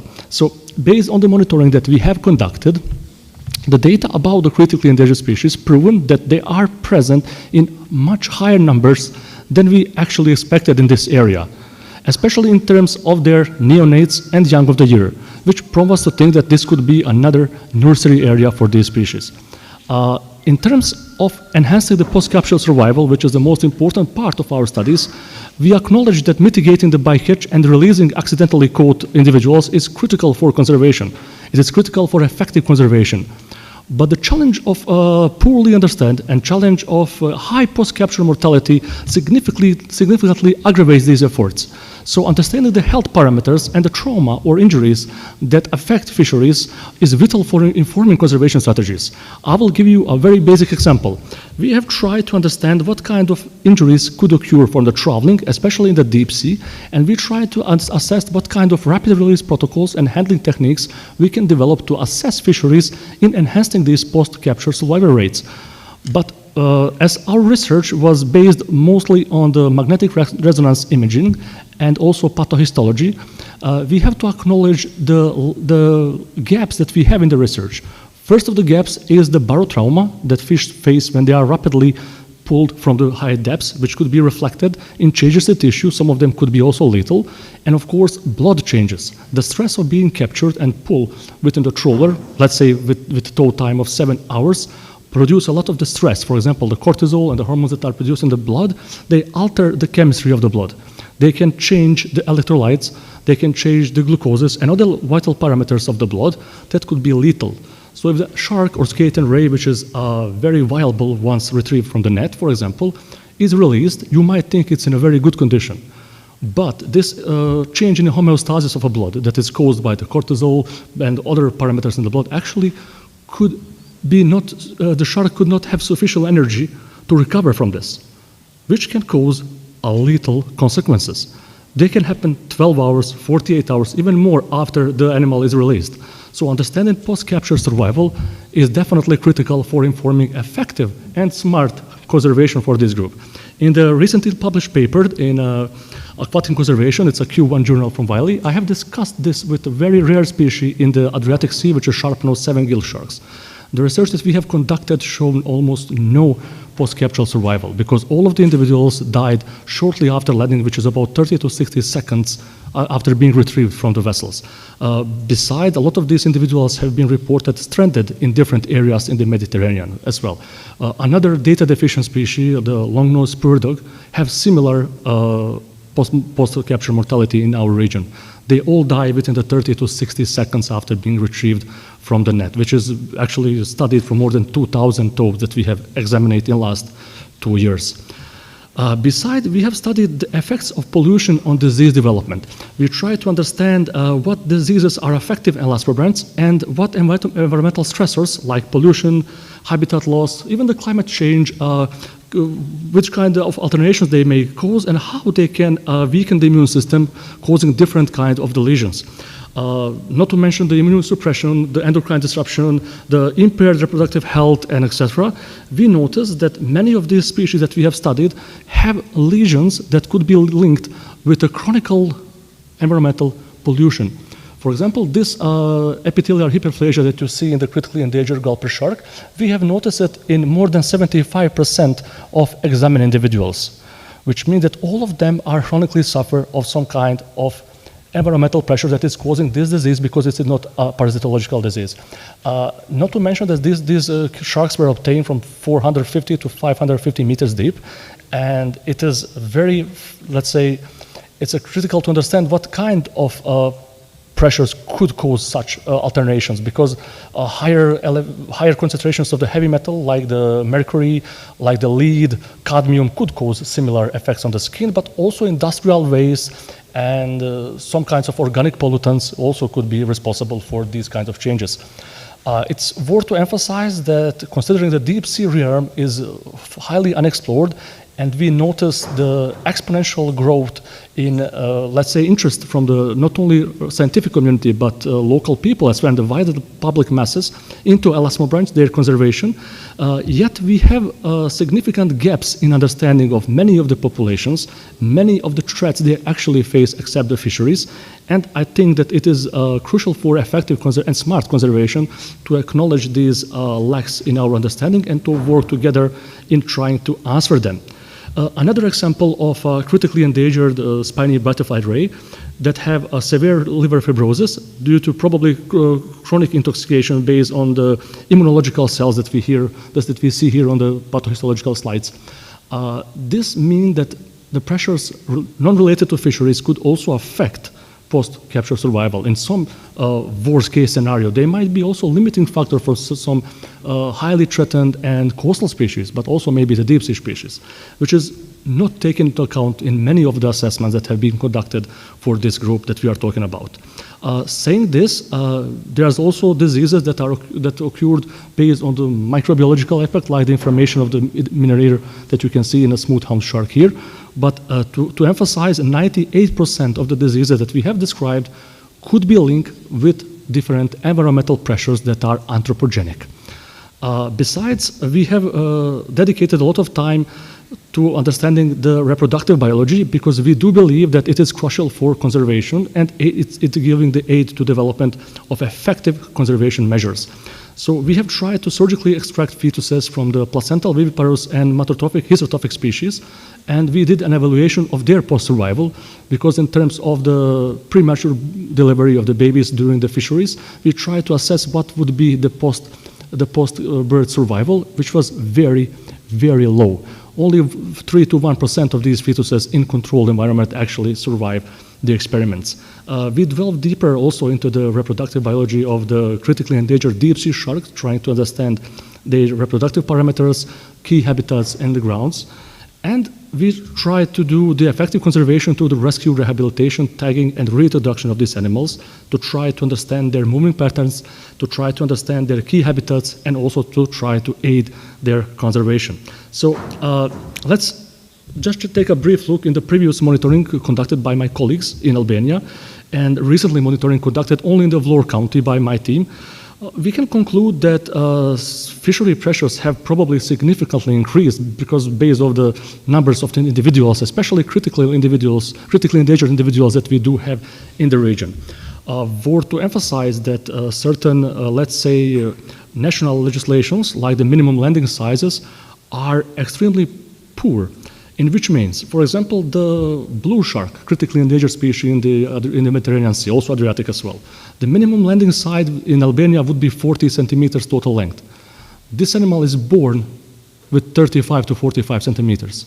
Another targeted species, for example, black-spotted smooth-hound shark, the Mustelus punctulatus, it's an abundant species, very frequently caught. It's give birth to live young, approximately 25 to 35 centimeters in total length. In Albania, the minimum landing size will be 30 centimeters. So these measures do exist, but they are not effective. And we need the data to develop effective measures, and we also need to assess the state of these populations because they could be in far worse condition that we have in mind based on the data that exist at the moment. Just a couple of photos from our labs. In each of the photos you can see actually the bycatch of a single trawler, of a single one, and the species that have been studied. In case of the six-gill shark, we frequently find them actually stranded around the Vlorë County because they are released, as they are probably protected, and the fishermen might be aware of this, but the post-capture survival is still very, very low.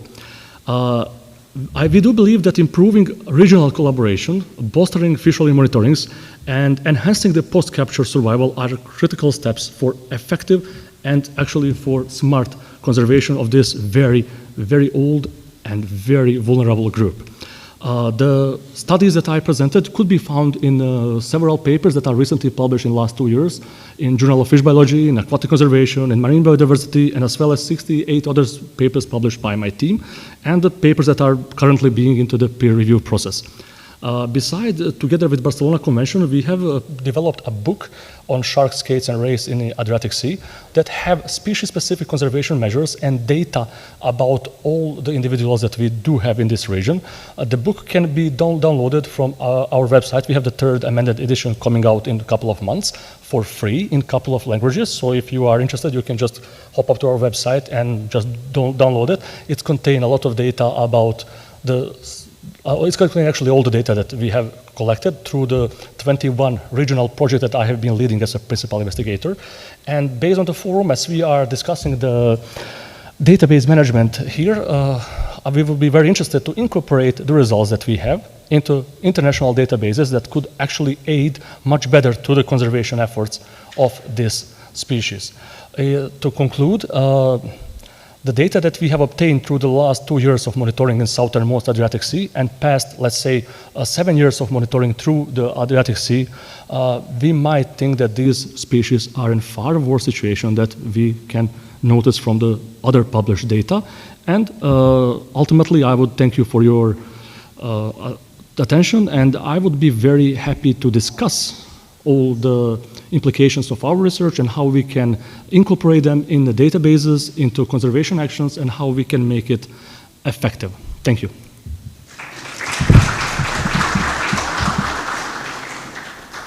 Thank you very much, Andrei. It was very, very interesting speech. And I'm sorry for a fast English. It's like professional information. Yes. I hope the interpreters also were able to do the translation on time.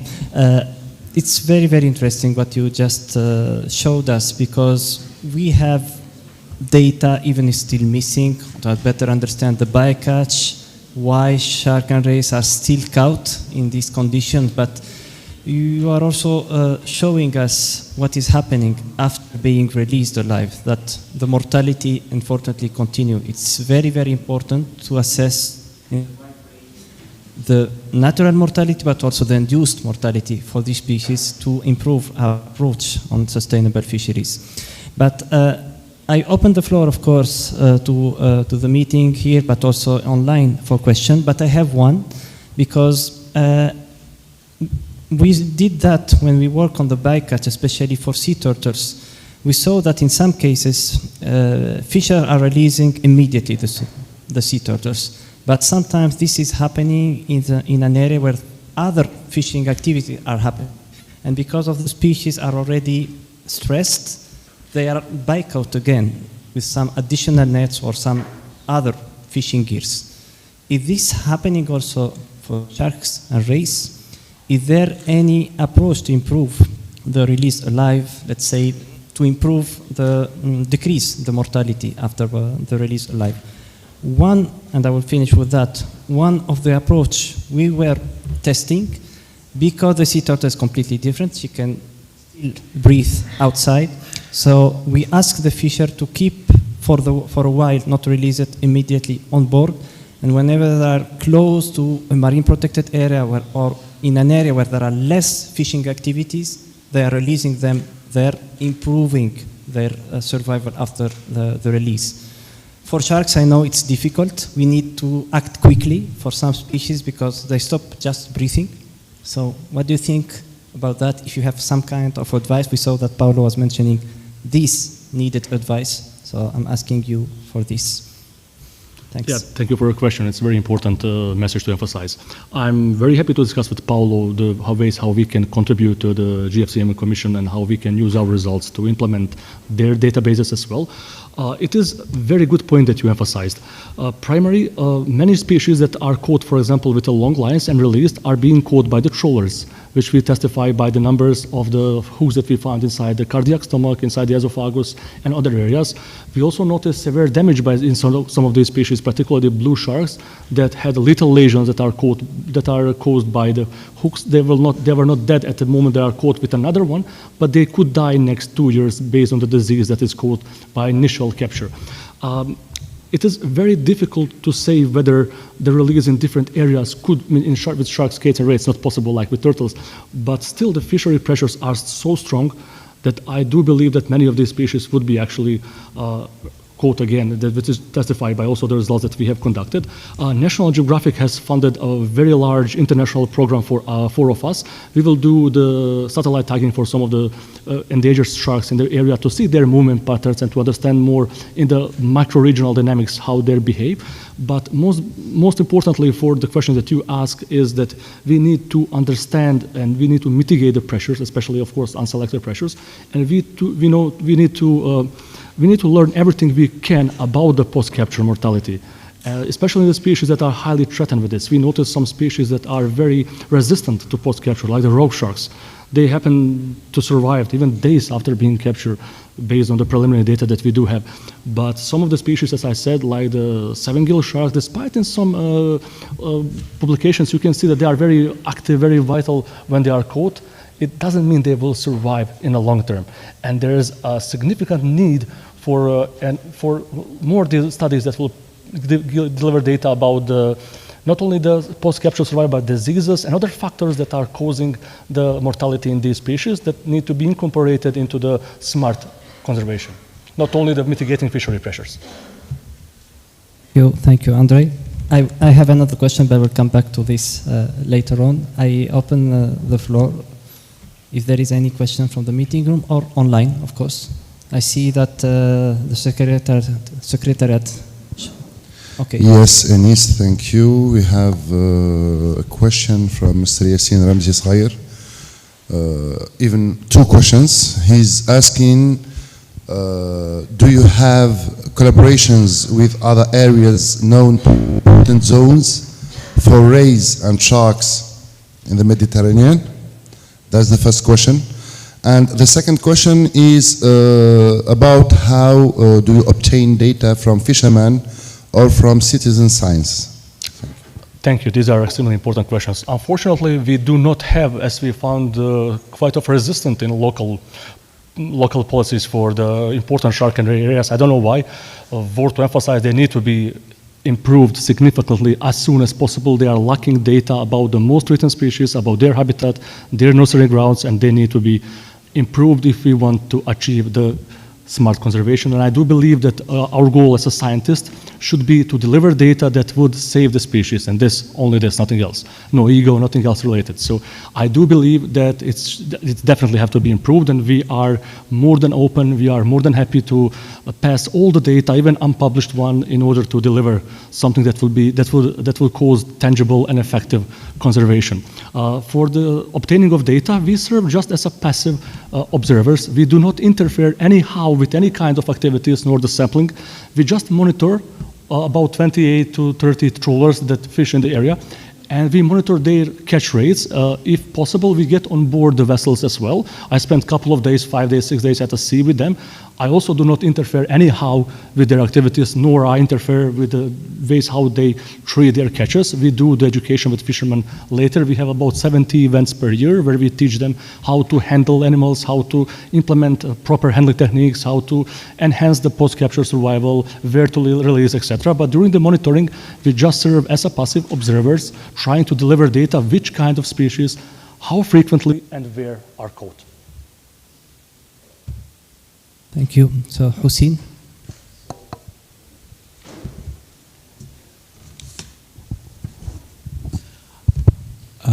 I have two questions. Is your program was in the last ACOBAMS survey for bycatch? And also concerning the fishing gears, which kind of fishing gears have more impacts in bycatch? Thank you. Unfortunately, it haven't been included as we haven't yet published all the data. Also, just to emphasize, we are very willing to share the data whenever possible. For the impact of the unselected fisheries, it's almost equal. The biggest problem that we have encountered in the monitoring is the handling techniques and the way how the fishermen, it's not only in the southernmost Adriatic, it's in, let's say, 20, 30 other countries we have work in. Sorry, this is not working. Okay, all right, thank you. I'm going to repeat it quickly. In terms of the unselected fisheries, the monitorings, the damage is mostly based in the ways how the fishermen handling, not only southernmost Adriatic, but in 25 to 30 other countries we have worked with. We have noticed that less than 1% of the species caught in trawlers actually survive long term, at least of the ones that we have studied. Why this is a little bit bigger in the long lines, but it's still much worse than expected. So we were not able to conduct a long-term survival still because it's very difficult to conduct, but we are starving to this point where we hopefully will be able to understand long-term survival. But even the short term is less than 48 hours for us, is also very, very low. it's still the preliminary data, not a scientific conclusion. Thank you very much, Andre. I see that this is very important work because you are at the same time looking on how the fishers behave, how the species behave, both when they are caught, but when they are also released. And this is very important. And my second question was related to, because this forum is mainly also to discuss together how this digital transformation can be made. We know that this what-if scenario, which the digital twin of the ocean want to bring, we have several models. Usually models are made in a way that to improve how stock assessment maybe can be improved, how the catch of target species can be improved. But this data you just showed, I mean, the species, their behavior, what is happening whenever they are caught or released, maybe this is the missing part on these models. So what do you think, what is the next step, let's say, to make these models more efficient and make the fisheries also more sustainable, especially for shark and rays, and especially in the Adriatic region, that is quite important area for sharks. Thank you. Thank you. Thank you. Yes, I agree with you. And it have been overlooked in many of the strategies. It have been overlooked in many of the existing programs, and it have been overlooked in many of the studies conducted. It have been overlooked because it's hard to do. It's required a lot of funds. It's required a lot of dedication. Like myself, I spend 2/3 of the year at the field, working 15 hours per day, of course. But it's something that we have to do. And I think it is it could be the missing puzzle for achieving the effective and smart conservation. I will be more than happy, of course. I think we need to use the forum like we are gathered here today.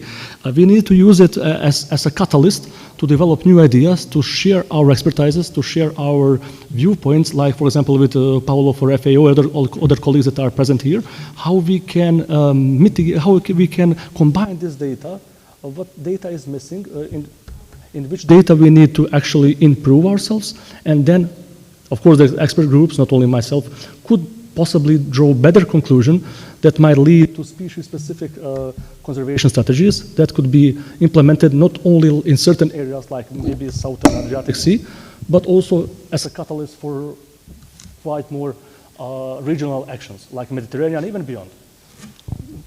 So, thank you. So the threats that are faced in the Southern Adriatic are pretty much the same that are threats even from the whole Mediterranean Sea, even beyond. So I do believe that we can use this data as a catalyst, as these forums as also catalysts to get on new level for smarter conservation.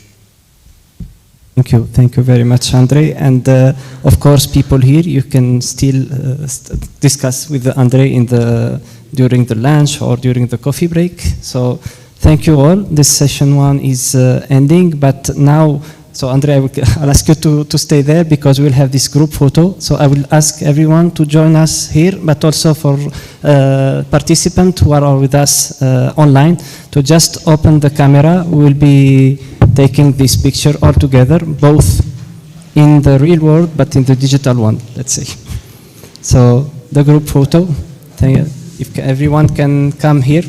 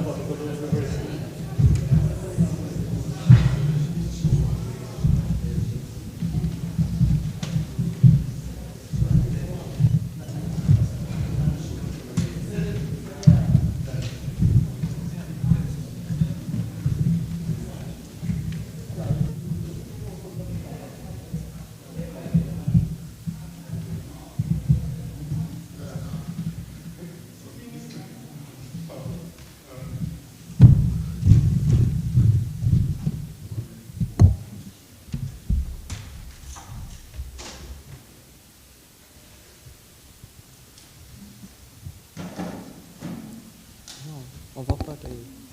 Non. Il faut que les gens soient sur la photo.